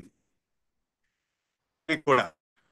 ఆయన ఏం చేశాడు, ఒక నిఘంటు లాగా, ఒక డిక్షనరీ లాగా రాశాడు. అంటే ఇదిగో ఈ శబ్దం అంటే ఈ శబ్దాలన్నీ భూమికి సమానాంత, అంటే ఇప్పుడు అమరకోశం ఉంది చూసారా, ఒక సమానాంత సినోనిమ్స్ అంటే చూసారా, సమానమైనటువంటి అర్థం కలిగినటువంటి శబ్దాలన్నీ ఒక చోట చేర్చి ఇదిగో ఇవన్నీ ఒకటే. అట్లా వేదానికి ఆయన రాశాడు. నిఘంటు థెజారస్ అని కూడా అంటారు ఇంగ్లీష్లో. అంటే ఈ సిమిలర్ ఈక్వలెంట్ వర్డ్స్. తర్వాత ఒక వేదంలో శబ్దాలకు అర్థం ఎలా చెప్పాలి, ఏ శబ్దానికి ఎన్ని రకాల అర్థాలు ఉన్నాయి, అదంతా ఒక పెద్ద గ్రంథం ఆయన సూత్రాలుగా రాశాడు యాస్క మహర్షి. నిరుక్తం అనేటువంటిది అంటే ఇప్పుడు ఫర్ ఎగ్జాంపుల్ మీకు దేవత అనే శబ్దం ఉంది. దేవత అంటే అందరూ దేవుడు దేవత అనుకుంటారు, కానీ వేదంలో ఆ అర్థం కాదు. వేదంలో దేవత అంటే ఒక విషయము అని అర్థం. అంటే ప్రతి మంత్రానికి, ప్రతి సూక్తానికి ఒక దేవత ఉంటుంది. భూ సూక్తం ఉంది, భూమి దేవత ఉంటుంది. అంటే భూమి గురించే అక్కడ చెప్తారు అన్ని విషయాలు. అట్లాగే అరుణ సూక్తం ఉంది. అరుణ అంటే సూర్యుడు ఉదయించేటప్పుడు. అట్లాగే భూ సూక్తం అది. తర్వాత ప్రాణ సూక్తం ఉంది అధర్వేదం. సో ప్రాణం గురించి చెప్పడం. సో ఈ దేవత అనే శబ్దానికి విషయము అనే అర్థం ఉంది అని చెప్పిన వాడు యాస్క మహర్షి. ఎందుకంటే ఒక్కొక్క శబ్దానికి అనేక అర్థాలు ఉంటాయి. మీకు ఇందాక మర్చిపోయి చెప్పింది అంటే పాణిని అష్టాధ్యాయ సూత్ర పాఠం ఒకటే కాకుండా వర్ణోచ్చారణ శిక్ష ఒకటే కాకుండా ధాతు పాఠం అనేది కూడా రాశాడు. మొత్తం 5 రాశాడు ఆయన. ఉపదేశే అనే ఉపదేశాలు 5. ఈ ధాతు పాఠం అనే దాంట్లో ధాతువుల వెబ్బరు డిక్షనరీ అన్నమాట. అంటే ఇప్పుడు ఒక ధాతు దేవత అనే ధాతు తీసుకుంటే, లేదా దివ్యతి అనే శబ్దం ఉంది, దివు అనే ధాతు ఉంది. ఆ ధాతువుకి 10 రకాల అర్థాలు ఉన్నాయి. దివు క్రీడ, విజిగీష, వ్యవహార, ద్యుతి, స్తుతి, మద, మోద, స్వప్న, కాంతి, గతిషు. 10 అర్థాల్లో కూడా దేవ అనే శబ్దం చెప్పచ్చు. దేవ అంటే కాంతిగా ఉన్నవాడని చెప్పచ్చు, లేదా ఆడేవాడని చెప్పచ్చు, లేదా రమించేవాడని. క్రీడ, విజిగీష, వ్యవహార, ద్యుతి, స్తుతి, మద, మోద, స్వప్న, కాంతి, గతి. సో ఇన్ని రకాలుగా చెప్పచ్చు. సో ఈ అర్థాలు ఒక ధాతువుకి, ధాతువులు 5 ధాతువులు దాకా ఉన్నాయి. అంటే పఠ, పఠతి, పఠద, పఠంతి అని చెప్తున్నా. పఠ అంటే చదవటం. ఎందుకు వచ్చింది చదవడం? అక్కడ రాసింది పఠ వ్యక్తాయాం వాచి. పఠ అంటే ఇంటెలిజెంట్ స్పీచ్ అన్నాడు. అట్లాగే భక్షణే, అంటే తినటం, అత్తే ఈట్ అయింది ఇంగ్లీష్లో. సో ఏథ వృద్ధౌ, ఏథతి అంటే వృద్ధి పొందుతున్నది. తను విస్తారే, తనోతి అంటే విస్తరిస్తున్నది. సో ఇట్లా ప్రతి వర్బ్ రూట్కి మీనింగ్ చెప్పాడు. వర్బ్ రూట్ డిక్షనరీ ధాతు పాఠం. ఇదిగాక ఉణాదిగణ పాఠాన్ని, ఉణాదిగణలు సంజ్ఞలకి మీనింగ్లు చెప్పాడు. ఇట్లా మొత్తం 5 పుస్తకాలు రాశాడు. అదే ఉపదేశాలు అంటారు. సో ఈ నిరుక్తం అనేది వ్యాకరణం తర్వాత ఇంకోటి ఏంటంటే, ఆ పాణిని వ్యాకరణానికి భాష్యం రాసిన వాడు పతంజలి. ఏ పతంజలి? యోగ సూత్రాలు రాసిన పతంజలి కాకపోవచ్చు, రెండో పతంజలి అవ్వచ్చు. ఎందుకంటే యోగ సూత్రాలు పతంజలి ప్రాచీనుడు. అదే ఇప్పుడు ఈ పతంజలి పాణిని తర్వాత వాడు. Panini 7th century BC Takshashila యూనివర్సిటీలో ప్రొఫెసర్ అని చెప్పి మనకి ఏవో ఆధారాలు ఉన్నాయి. ఆ తర్వాతి వాడు పతంజలి. ఈ పతంజలి మహాభాష్యం అని రాశాడు పాణిని. దాని మీద ఇంకా చాలా ఎక్స్ప్లెనేషన్ ఇచ్చాడు ప్రతి సూత్రానికి. పాణిని రాసిన వ్యాకరణం మీద అనేక మంది అనేక భాష్యాలు, అనేక శాస్త్రాలు రాశారు. భర్తృహరి వాక్యపదీయం అని రాశాడు. ఇట్లా ఈ వ్యాకరణ శాస్త్రం అంతా అయిన తర్వాత వ్యాకరణ రూపంగా ఒక శబ్దానికి అర్థం తీసుకోవడమే కాకుండా, ఏ శబ్దానికి ఏ అర్థం కరెక్ట్గా ఉండొచ్చు వేదంలో మటుకు అని చెప్పేది నిరుక్తం. అన్ని శబ్దాలకి అర్థాలకి చెప్పడానికి ట్రై చేశారు. ఎందుకంటే ఇప్పుడు శబ్దాలకు అర్థాలు రకరకాలుగా ఉంటాయి. ఇప్పుడు తెలంగాణ భాషలో పైసలు ఇస్తావా అంటారు. 10 కోట్ల ఎప్పుడు ఇస్తావు పైసలు అని అడుగుతారు. 10 కోట్లైనా సరే. అదే మన వాళ్ళు ఆంధ్రాలో ఏమనుకుంటారు, అరే చిచ్చి పైసలు అంటాడేంటి, ఇంత పెద్ద డబ్బు, పైసలు అంటే 5 పైసలు 10 పైసలు కదా అని అనకూడదు అని మన వాళ్ళు అనేది. అంటే ఈ పైసా అనేది హిందీ వర్డ్, అది తెలంగాణ భాషలోకి వచ్చేసింది. సో ఇట్లా ఏది ఎక్కడ ఏది కరెక్ట్ అనేది అది తెలిసిన వాళ్ళకి తెలుస్తుంది, బయట వాళ్ళకి తెలియదు. ఇప్పుడు మీరు మెడ్రాస్కి వెళ్తే పైసలు అంటే వాడికి అర్థం కాదు. అక్కడ డబ్బు అన్న అర్థం కాదు, కాసు అనాలి. కాసు కొడుంగో అనాలి, కాసు ఇవ్వు అని అడగాలి. అంటే ఏంటి కాసు అని? ఇప్పుడు మనం ఆంధ్రాలో హైదరాబాద్లో నేను షాప్కి వెళ్ళి కాసు అంటే ఏం కాసులు అంటాడు వాడు. సో ఈ వాడుక ఎట్లాగైతే మారిపోతున్నదో ప్రాంతాన్ని బట్టి, కాలాన్ని బట్టి కూడా, అట్లాగే వేదంలో వేదం అతి ప్రాచీనమైంది కాబట్టి ఆ వేదంలో ఉండే శబ్దాలకి వాడుక వ్యాకరణ రూపంగా వచ్చేటువంటి అర్థం కాకుండా వేరే అర్థం ఉంది, ఇవి అర్థాలు అని చెప్పి ఆయన చెప్పుకొచ్చాడు ఆ గ్రంథంలో. నా దగ్గర ఉంది నిరుక్తం. అది నాకు రాని సబ్జెక్ట్స్లో అదొకటి. నేను మొదటి రోజు చెప్పాను నాకు రాదు అయ్యేది అని చెప్పి, అయినా వచ్చినంత ఏదో చెప్తున్నాను. అంటే మిగిలిన వాళ్ళందరికీ వచ్చని కాదు. అండ్ ఉపనిషత్తులో ఒక స్టేట్మెంట్ ఉంది, ఎవడైతే నాకు వచ్చు అంటాడో వాడికి నిజంగా రాదు, ఎవడైతే నాకు రాదు అంటాడో వాడికి ఎంతో కొంత వస్తే రావచ్చు. నాకు రాదని నేను ముందే చెప్తున్నాను. ఎందుకంటే ఇవి ఎప్పటికప్పుడు నేర్చుకుంటూ ఉంటాము.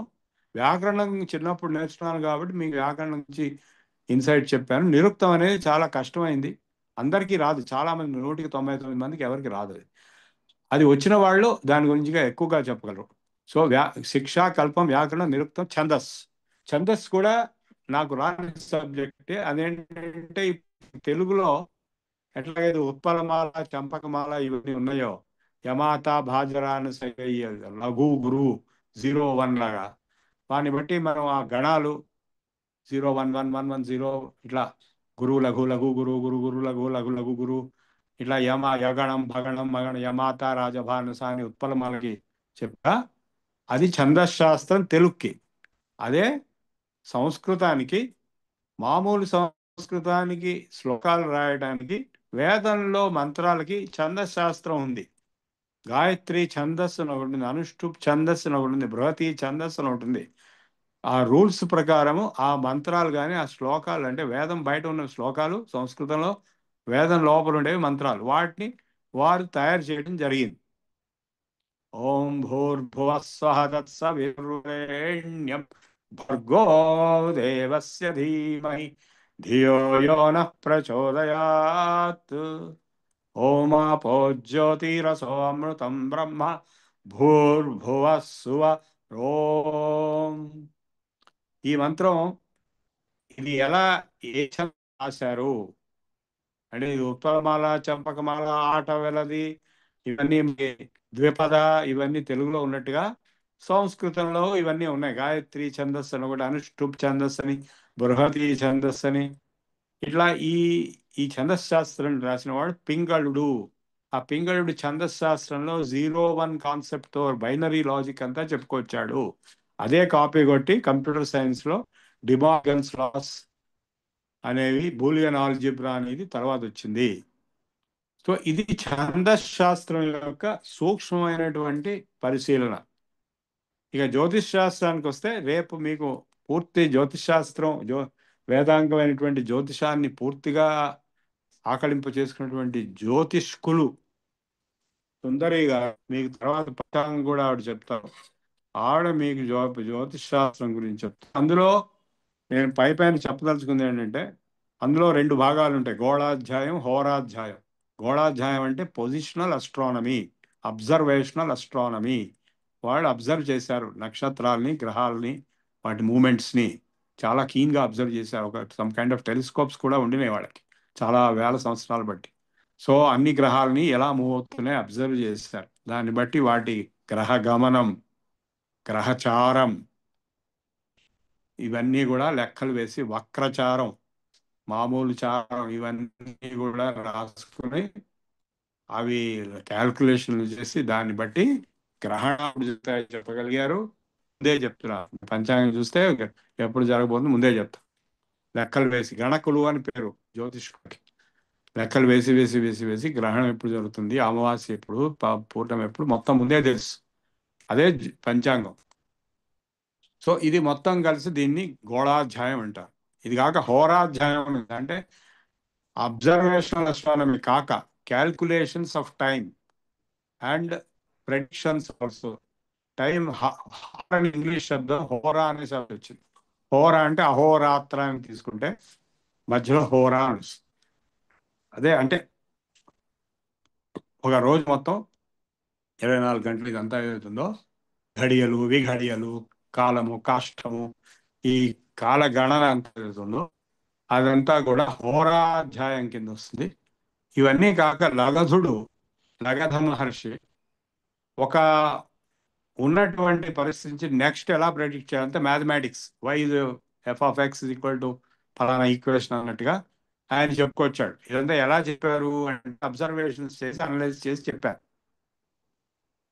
సో ఇకపోతే ఈ ప్రెడిక్షన్స్ ఏవైతే ఉన్నాయో, అంటే ఇండివిజువల్ జాతక చూసి ఇలా అవుతుంది, ఇలా అవుతుంది, ఇలా అవుతుంది అని చెప్పడం అనేది అది వేరే సబ్జెక్ట్.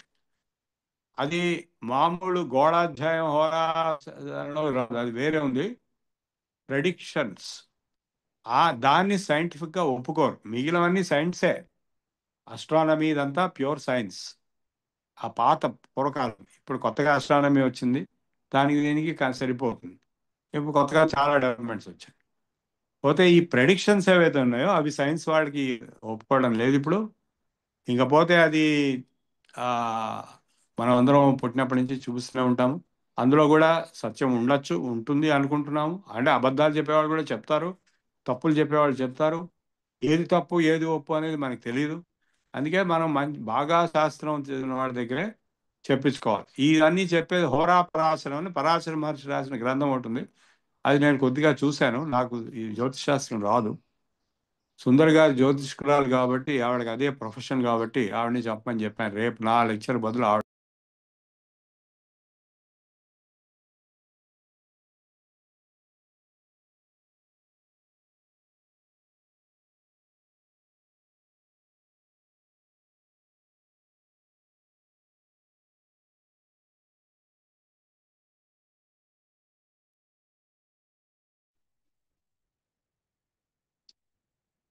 గురువు గారిది నెట్ డిస్కనెక్ట్ అయినట్టుంది.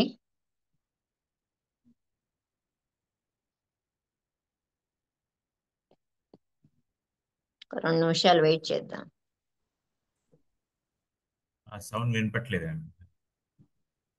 అదే అంటే డిస్కనెక్ట్ అయినట్టున్నారు, నెట్వర్క్ ప్రాబ్లం అనుకుంటా. ఒక 2 నిమిషాలు వెయిట్ చేద్దాం.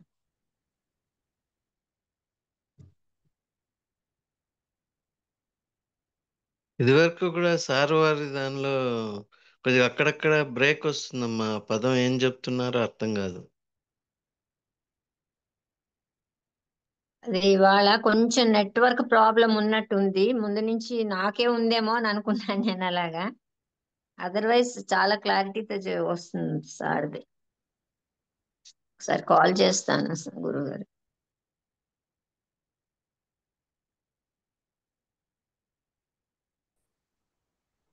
హలో,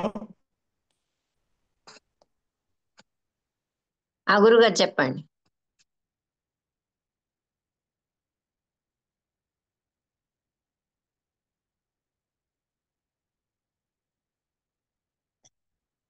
ఈ వాయిస్ బ్రేక్ అవుతోంది, మధ్యలో కట్ అయినట్టుంది, నెట్వర్క్ ప్రాబ్లం.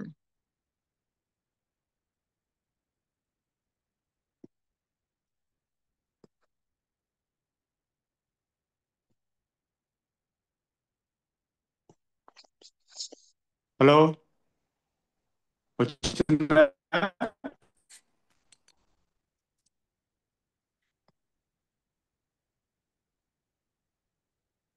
వస్తుందండి ఇప్పుడు. ఓకే, వినపడుతుందా? ఇప్పుడు వినిపిస్తుంది. ఓకే. సో ఇప్పుడు ఈ విధంగా మనం వేదాంగాల గురించి సూక్ష్మంలో మోక్షంలాగా తెలుసుకున్నాం. ఈ వేదాంగాల కాక ఉపాంగాలని వేరే 6 ఉన్నాయి. వాటిని దర్శనాలని కూడా పేరు. అంటే సాంఖ్య, యోగ, న్యాయ, వైశేషిక, మీమాంస ఇలాంటివన్నీ దర్శనాలు ఏవైతే ఉన్నాయో అవి ఉపాంగాలని పేరు. అంగము ఉపాంగము రెండూ కలిపి వేదాధ్యయనం చేసిన వాడు సాంగోపాంగ వేద విద్వాన్.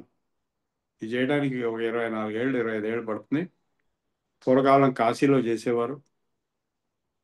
ఈ వేదాంగాలు 6, ఉపాంగాలు 6 అంటే దర్శనాలు 6, సాంఖ్య, యోగ, న్యాయ, వైశేషిక, మీమాంస ఈ 12 కాక వేదంలో సంహిత, బ్రాహ్మణం, అరణ్యకం, ఉపనిషత్ ఇవన్నిటినీ కలిసినటువంటి వేద భాష్యం, ఇది కాక బ్రహ్మసూత్రాలు, భగవద్గీత ఇవన్నీ కలిపి ఈ జ్ఞానం. సో కర్మకాండ, జ్ఞానకాండ. సో ఈ వేదాంగాలు ఉపాంగాలు కర్మకాండకి ముఖ్యంగా వేదాంగాలు కంపల్సరీగా ఉపయోగించాలి. లేకపోతే మీకు ఎప్పుడు చేయాలో తెలియదు, యజ్ఞం ఎలా చేస్తారు. సో ఎలా చేయాలో తెలియదు, ఏ మంత్రం ఎలా పలకాలో తెలియదు, ఎలా పాడాలో తెలియదు. కనుక వేదాంగాలు రాకుండా వేదం రాదు. అందుకే చాలామంది వేద పండితులు కేవలం చదువుతారు తప్ప వాళ్ళకి ఏం అర్థం కాదు, అర్థం చెప్పలేరు. అర్థం కూడా చదువుకున్న వాళ్ళు, వేదార్థం అంటే సాయణ భాష్యం చదువుకున్న వాళ్ళు దానికి ముందు ఈ శిక్షాకల్ప వ్యాకరణ నివృత్త ఛంద జ్యోతిషాలు కూడా చదువుకుంటారు. కొంతవరకు ఉపాంగాలు కూడా చదువుకోవచ్చు కొందరు మటుకు. ఇది మొత్తం మీకు ఒక ఓవరాల్ పిక్చర్ ఇచ్చాను. ఇంతటితో ఆపేస్తాను. ఇప్పుడు మీరు ఏదైనా క్వశ్చన్స్ ఉంటే అడగచ్చు. ఎవరికైనా ప్రశ్నలు ఉంటే మీరు హ్యాండ్ రైజ్ చేసి ఒక్కొక్కళ్ళు అడగచ్చు.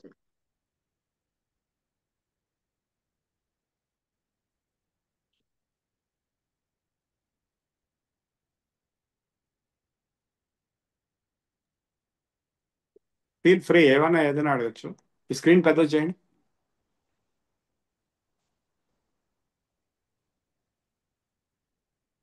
సార్ నమస్తే సార్. ఇది మీరు చెప్పారు కదా సార్, ఈ జ్యోతిష్యంలో మనకి ఈ హోర శాస్త్రము ఇంకా తర్వాత గోళాధ్యాయము హోరాధ్యాయం అని ఇది ఎన్నో ఒక మనుషుల ఫ్యూచర్ ప్రెడిక్ట్ చేసే జ్యోతిష్యం, లైక్ వాళ్ళ పెళ్లి ఎప్పుడు అవుతుంది ఇట్లాంటివన్నీ నార్మల్ గా మనం వెళ్తాం కదా, అది వేరు అని. సో ఈ జ్యోతిష్యము కూడా మన జ్యోతిష్ శాస్త్రంలో భాగమేనా యాక్చువల్ గా? తర్వాత వచ్చింది, మొదట్లో తర్వాత లేదు, తర్వాత వచ్చింది. అది కూడా ఇప్పుడు భాగం కిందే అయిపోయింది. అంటే వచ్చింది అంటే అది మరి మహర్షులతో ద్వారానే వచ్చిందా? అంటే ఇది ఎన్నో వేల సంవత్సరాలు కదండి, లక్షల ఉమ్, సంవత్సరాలు అదే ఉంటాయి. ఉమ్, సో మొదట్లో లేకపోవచ్చు, కానీ ఉమ్, తర్వాత ఇప్పుడు పరాశరుడి పరాశర హోరాశాస్త్రం అని ఒక గ్రంథం ఉంది. అందులో ఇవన్నీ చెప్పాడు. ఆయన ఏం చెప్తున్నాడు, మొట్టమొదలే నిజంగా ఏం జరగబోతుందో ఎవరు బ్రహ్మదేవుడు కూడా చెప్పలేడు అని రాశాడు. అంటే 100% పర్ఫెక్ట్గా ఎవరు ఏం చెప్పలేదు, అసంభవం. ఆయన ఓకే. రాశాడు అన్నమాట. కానీ ఆ, ఈవెన్ దెన్ కొంతవరకు ప్రెడిక్ట్ చేస్తాము. అంటే ఓకే. ఆ ఆ గ్రహ స్థితిని బట్టి, అంటే వాళ్ళు ఏం చేశారు, ఇన్ని లక్షల కోట్ల మంది జనాల యొక్క జాతక చక్రాలు అనలైజ్ చేశారు. అవును. చేసి ఇదిగో ఇలా ఉంటే ఇది, ఇలా ఉంటే ఇది, ఇలా ఉంటే ఇది అని కంక్లూషన్స్ డ్రా చేశారు. అవి స్టాటిస్టికల్ కంక్లూషన్స్. ఓకే. అంటే అది గ్యారంటీ ఏమి ఉండదు, అందుకే అంటే కొంచెం బ్రహ్మదేవుడు కూడా చెప్పలేడు. స్టాటిస్టిక్స్ అండ్ ప్రాబిలిటీ కొంచెం అది మిక్స్డ్ ఆ టైప్ లో వస్తుంది. బాగా బాగా ఓ అందువల్ల అందుకే ఇన్ని రకాలుగా ఒకడు చెప్పింది నమ్మటానికి లేదు. ఇప్పుడు ఒక ఆయన, ఆ, నాకేం చెప్పాడంటే, నేను 2027 సంవత్సరాల వరకు తర్వాత చచ్చిపోతా అని చెప్పాడు. సో నేను ఇంకా వేరే జ్యోతిష్కుని వెళ్తే అలాంటిదేం లేదని చెప్పాను. ఇంకొక సో అట్లాగే ఇంకొక ఆవిడ ఎవరో మా ఫ్రెండ్ మా అమ్మకి కూడా ఇట్లాగే 66 ఏళ్ళకి ఆవిడ చచ్చిపోతుంది, ఆవిడ 84 ఏళ్ళు బతికింది. మరి ఎందుకు అట్లా చెప్పామంటే అది అట్లాగే అక్కడ ఉంది కాబట్టి చెప్పాను అంటాడు. సో ఆయనకి ఇదేంటంటే ఇది ఊరికే చెప్తారు అంతే, అది నిజం అనుకోవడానికి లేదు. నిజం ఓ అవ్వచ్చు, కాకపోవచ్చు. అంటే ఇది ఒక ప్రెడిక్షన్, ప్రాబబిలిటీ. ఇప్పుడు నేను మీ ముఖం చూసి మీరు బహుశా ఎంఏ చదివి ఉండొచ్చు లేదా ఎంఎస్సి చదివి ఉండొచ్చు నాకు అనిపిస్తేనే చెప్తాను అనమాట. అది అవ్వచ్చు, అవ్వకపోవచ్చు. మీరు ఎంబీబీఎస్ చదివి ఉండొచ్చు, మీరు ఎంబీఏ చదివి ఉండొచ్చు, నాకు తెలియదు. సో అది ప్రెడిక్షన్, అంటే ఒక గెస్ అన్నమాట, based on certain background rules. Rules. అంటే ఒక ఆయన ఈ మధ్య ఒక పిహెచ్డి, ఒక తెలుగు యూనివర్సిటీలో ఒక ఆయన ఉండేవాడు. ఆయనకి 3-4 కొడుకులు, ఒక కొడుకు గుడ్డివాడు. ఆ గుడ్డివాడు ఎందుకు అయ్యాడా అని చెప్పి కనుక్కోవడానికి ఆయన గుడ్డివాళ్ళ స్కూల్కి వెళ్ళాడు. ఆ గుడ్డివాళ్ళ స్కూల్లో ఒక 150-200 మంది గుడ్డివాళ్ళ ఆ, జాతకాలు తీసుకున్నాడు. తీసుకుని అవన్నీ అనలైజ్ చేస్తే వాళ్ళందరిలో కూడా జాతకంలో ఒక పర్టికులర్ కాంబినేషన్ ఉందన్నమాట. అది ఆయన పిహెచ్డి తీసి సబ్మిట్ చేశాడు. ఆయన పిహెచ్డి ఇచ్చారు తెలుగు యూనివర్సిటీ వాడు దాని మీద. ఓకే. సో ఇలా ఉంటుంది అనమాట. అలాగే హస్త సాముద్రికం కూడా అంతే, కొన్ని లక్షల కోట్ల గీతలు తీసుకుని "ఇగో ఇలా ఉంటాయి ఇది, ఇలా ఉంటాయి ఇది" అని చెప్తారనమాట. అది నిజంగా గ్యారంటీ 100% గ్యారంటీ ఏమి ఉండదు దాంట్లో. కానీ వీళ్ళు ఎవరైతే ఆత్రుత ఎక్కువ కాబట్టి వాళ్ళ దగ్గరికి వెళ్ళి వాళ్ళకి బాగా డబ్బులు ఇచ్చి లక్షల కోట్లు కూడా తీసుకుంటారు పొలిటీషియన్స్ దగ్గర, వీళ్ళ దగ్గర. సో అవన్నీ చెప్పించుకుని అవి కొన్ని అవుతాయి, కొన్ని కావు. కానప్పుడు ఎందుకు కాలేదని వచ్చి ఎవరు అడగరు కదా.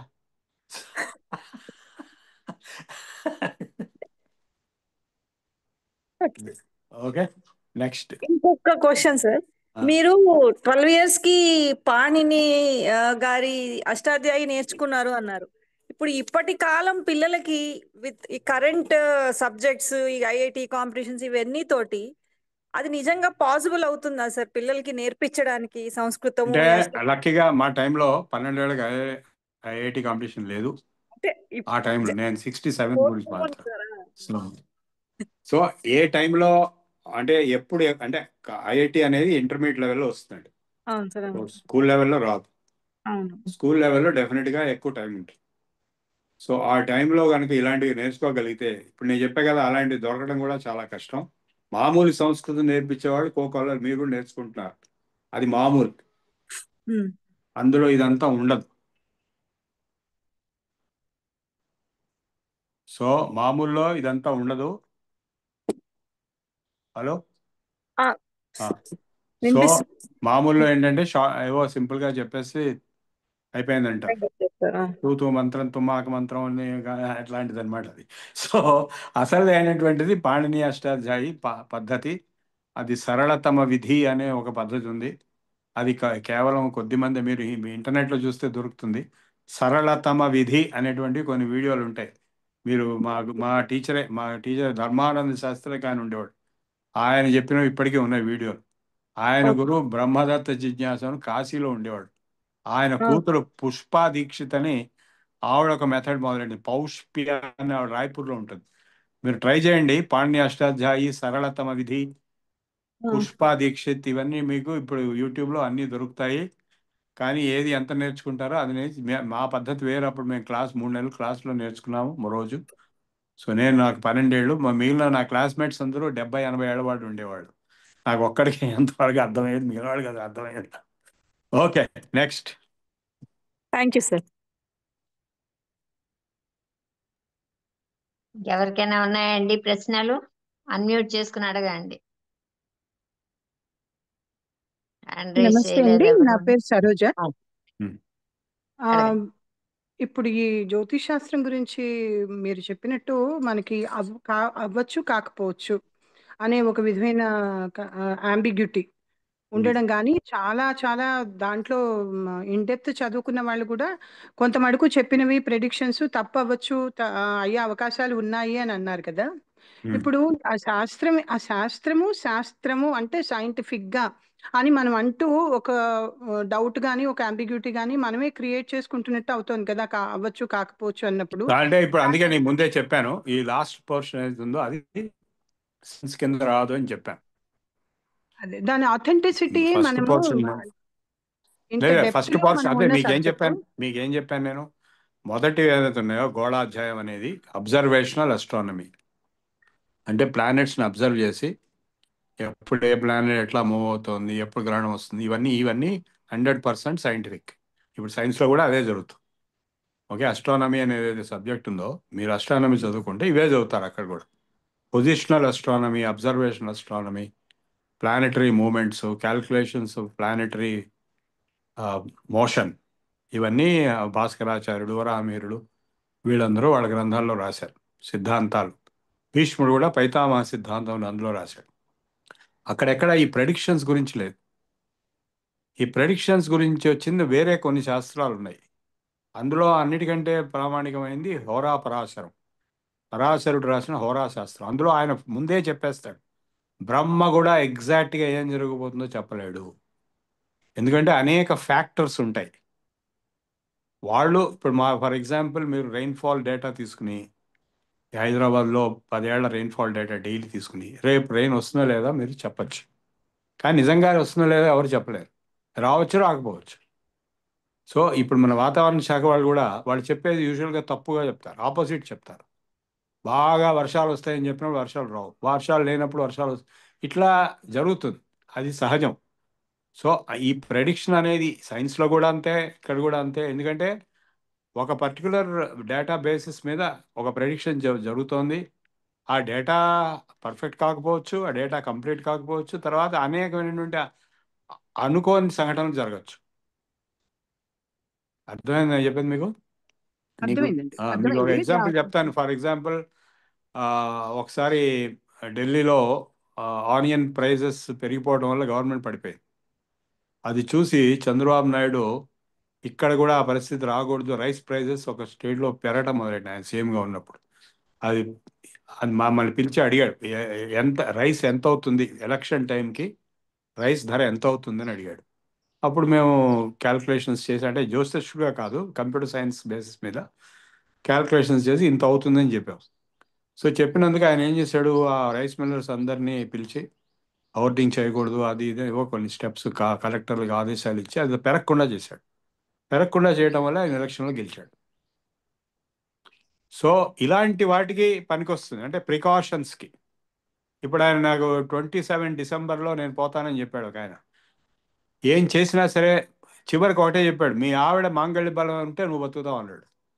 అదే నేను ఇంకా కొందరు జ్యోతిష్కులను అడిగితే అలాంటిది అంతా ఏం లేదు, అక్కడ మీకు కష్టం వస్తుంది నిజమే, మీరు ఒక క్రైసిస్ లాంటిది వస్తుంది ఆ టైంలో, అది మీరు జాగ్రత్తగా గ్రహశాంతులు అవి చేసుకుని తర్వాత చాలా జాగ్రత్తగా ఉపాసనలు, యోగాభ్యాసాలు, ప్రాణాయామాలు చేసుకుంటే ఆ గండ నుంచి బయటపడతారు, అప్పుడు ఇంకో 10 ఏళ్ళు బతుకుతారని చెప్పి.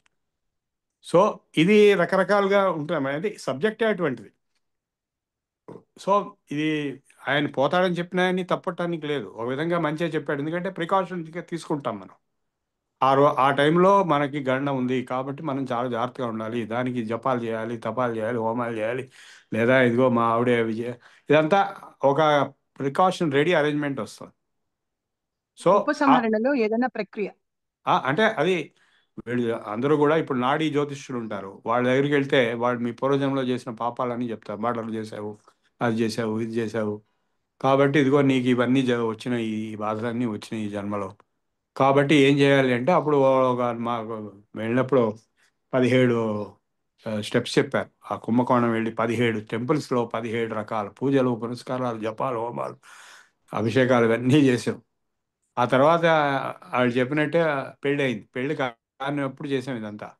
సో ఇది వీటి పరిహారాలు అంటారు, అవి కూడా ఉన్నాయి. సో అవి కూడా మేము చేస్తుంటాం. అంటే ఈ గ్రహానికి ఈ జపం చేయాలి, ఈ హోమం చేయాలి, ఈ దేవత దగ్గరికి వెళ్ళాలి, ప్రకారంగా దైవాలు వేరు. ఇప్పుడు దేవత ఉపాసించే powers వేరే ఉంటాయి. సో మీకు ప్యూర్ సైంటిఫిక్ గా చెప్పాను, రిలీజియస్ గా కూడా చెప్పాను. రిలీజియస్ గా కూడా ఎవరిని నమ్మడానికి శాస్త్రకారుడు పరాశరుడే చెప్పాడు, ఫస్ట్ శ్లోకమే ఆయన చెప్పాడు. సృష్టి చేసిన బ్రహ్మదేవుడు కూడా ఏం జరగబోతుందో ఎగ్జాక్ట్ గా చెప్పలేడు. Okay, next. అయితే ఒక చిన్న దీనికి అనుబంధమైన ప్రశ్న అండి. ఇప్పుడు ఇప్పుడు చదువుకుని ఇప్పుడు దీని గురించి అవగాహన ఇంత చక్కగా ఈ శాస్త్రం గురించి నేర్చుకున్న వాళ్ళు అందరూ 70లోకిను ఇంకా దాటి ఉన్న పరిస్థితిలో ఉన్నారు. ఇది నేర్చుకోవడం చాలా కష్టము అని మీరు చెప్పారు కదా.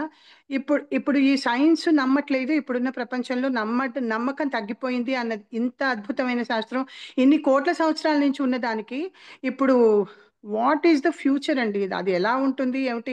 మనం దీన్ని ఎలా జ్యోతిష్ శాస్త్రమా? దాచుకోగలము? ఇంత నిధి మనం ఎలా ప్రిజర్వ్ చేసుకోగలం? జ్యోతిష్ శాస్త్రానికి ఏం డోకా లేదు.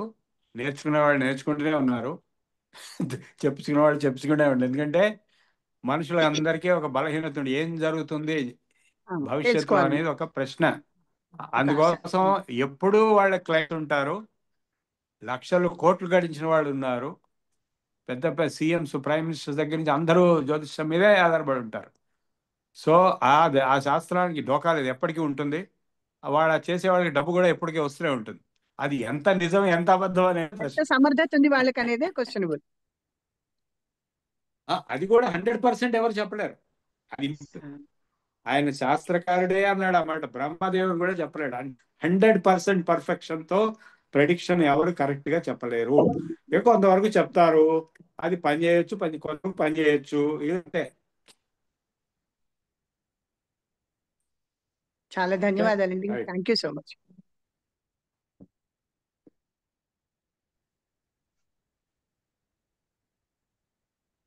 లాస్ట్ ఏమైనా క్వశ్చన్ ఉందా? మూసేద్దాం. సార్, మీరు పరిహారాల గురించి చెప్పారు, అది కూడా అన్సైంటిఫిక్ కదా మరి?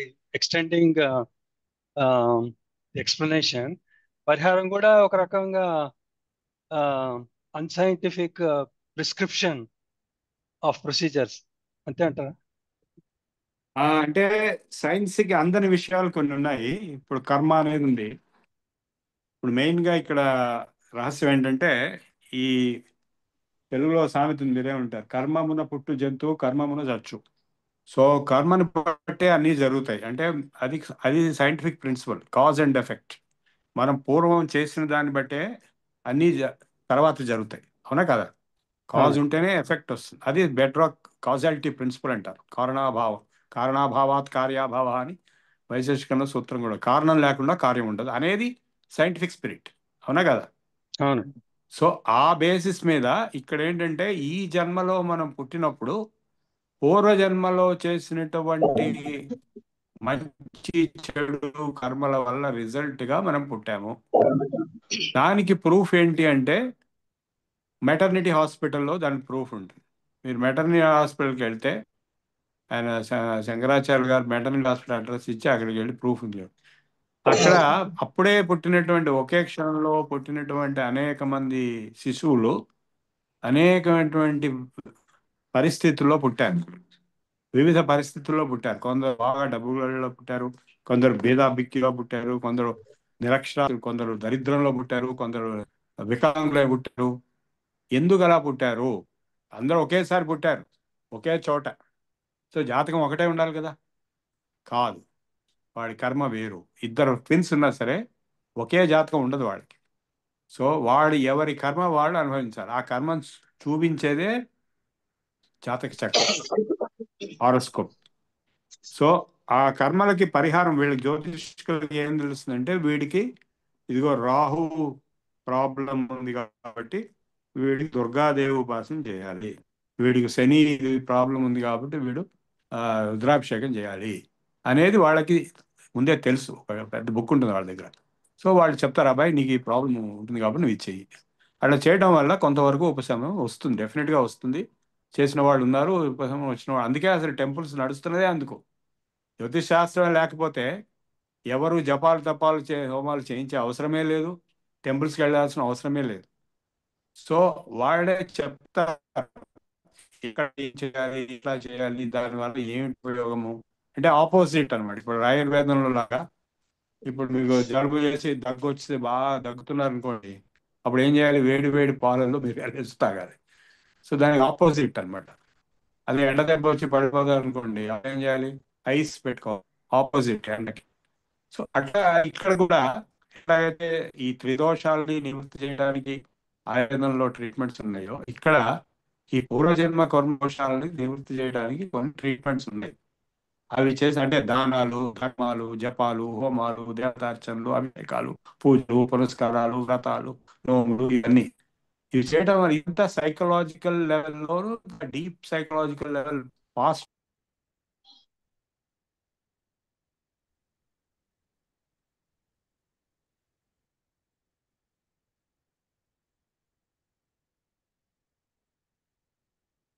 నేను చెప్పింది అర్థమైందా మీకు?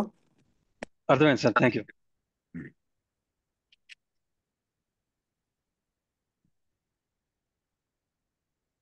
హలో, క్లోజ్ ఝాన్సీ గారు, చేద్దాం. మీకు ఏదైనా ప్రశ్న ఉందా అండి? నమస్తే హ్యాండ్ రైజ్ చేశారు. ఆ, గురుగారు, నమస్తే అండి. నమస్తే. గురుగారు, మీరు ఇందాకలా చెప్పారు అక్కడ ఝాన్సీ దగ్గర ఏదో ఊరు అది చూసినప్పుడు పీతాంబరి దేవి, అదేంటో నాకు అర్థం అవ్వలేదు. అష్టోత్తర ఇది చేస్తున్నామని. అలాగే మనలో ఇంటలెక్చువల్ ఇది బాగా డెవలప్ అవ్వాలన్నా, మనం కార్యాచరణ బాగా చేయాలన్నా మనం ఎలాంటి సాధన చేయాలని వేదం గైడ్ చేస్తుంది. అది సరస్వతి ఉపాసన చేయాలి. ఇంటలెక్చువల్. సరస్వతి సహస్రనామ స్తోత్రం అని ఉంటుంది. అది అది అది చదువుకోవచ్చు. అందులో మంత్రాలు కూడా ఉన్నాయి. అంటే మంత్రం మీరు చేయటం కష్టము, అది ఉపదేశం పొందితే కానీ సాధన చేయడానికి లేదు అని.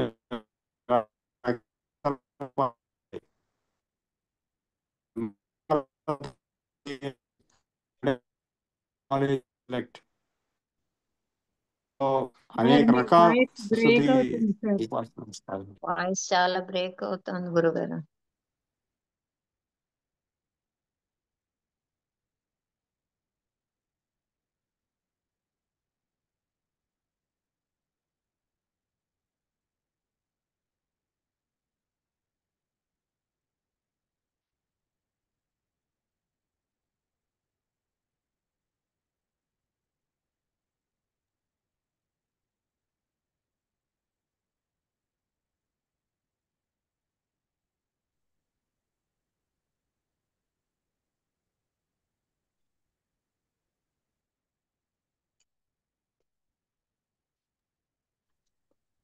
ప్రార్థన చేసుకున్నాము. గురువు గారు మళ్ళీ జాయిన్ అయిన తర్వాత ఉన్నారు కానీ వాయిస్ బ్రేక్ అవుతోంది.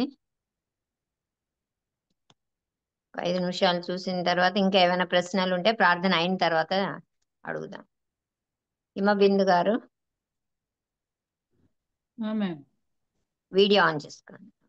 చేశాను. తరగతి ప్రార్థన. స్వస్తి ప్రజాభ్యః పరిపాలయంతాం న్యాయేన మార్గేణ మహీం మహేషాః గోబ్రాహ్మణేభ్యः శుభమస్తు నిత్యం లోకాः సమస్తాः సుఖినో భవంతు. కాలే వర్షతు పర్జన్యః పృథివీ సస్యశాలినీ దేశోऽयं క్షోభరహితో బ్రాహ్మణాः సంతు నిర్భయాः అపుత్రాः పుత్రిణः సంతు పుత్రిణः సంతు పౌత్రిణः अधनाः सधनाः सन्तु जीवन्तु शरदां शतम् सत्यं वद धर्मं चर स्वाध्यायान्मा प्रमदः सर्वे भवन्तु सुखिनः सर्वे सन्तु निरामयाः सर्वे भद्राणि पश्यन्तु मा कश्चित् दुःखभाग् भवेत् ॐ शान्तिः शान्तिः शान्तिः ॐ पूर्णमदः पूर्णमिदं पूर्णात् पूर्णमुदच्यते पूर्णस्य पूर्णमादाय पूर्णमेवावशिष्यते ॐ शान्तिः शान्तिः शान्तिः सर्वे जनाः सुखिनो भवन्तु स्वस्ति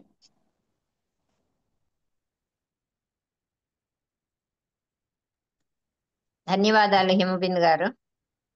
ఇప్పుడు ఝాన్సీ ప్రసాద్ గారిని జనగణమన పాడవలసిందిగా కోరుతున్నాను. ఝాన్సీ గారు. जनगणमन अधिनायक जय हे भारत भाग्य विधाता पंजाब सिंधु गुजरात मराठा द्राविड उत्कल वंगा विंध्य हिमाचल यमुना गंगा उच्छल जलधि तरंगा तव शुभ नामे जागे तव शुभ आशीष मागे गाहे तव जय गाथा जनगण मंगल दायक जय हे भारत भाग्य विधाता जय हे जय हे जय हे जय जय जय जय हे जय हिंद.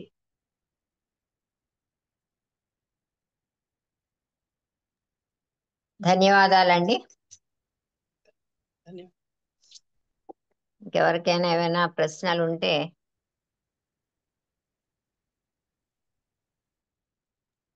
సార్ కనెక్ట్ అవ్వలేదేమో కదండి. క్విట్ అయినట్టున్నారు. అది నెక్స్ట్ క్లాస్ లో చూసుకుందాము. ఇంకేమైనా సరే. డౌట్స్ ఉంటే రాసి పెట్టుకోండి. సార్ మళ్ళీ రీజాయిన్ అయినట్టు లేరు, ఏదో నెట్వర్క్ ప్రాబ్లం ఉన్నట్టుంది. ఇంకేమైనా డౌట్స్ ఉన్నాయా అండి?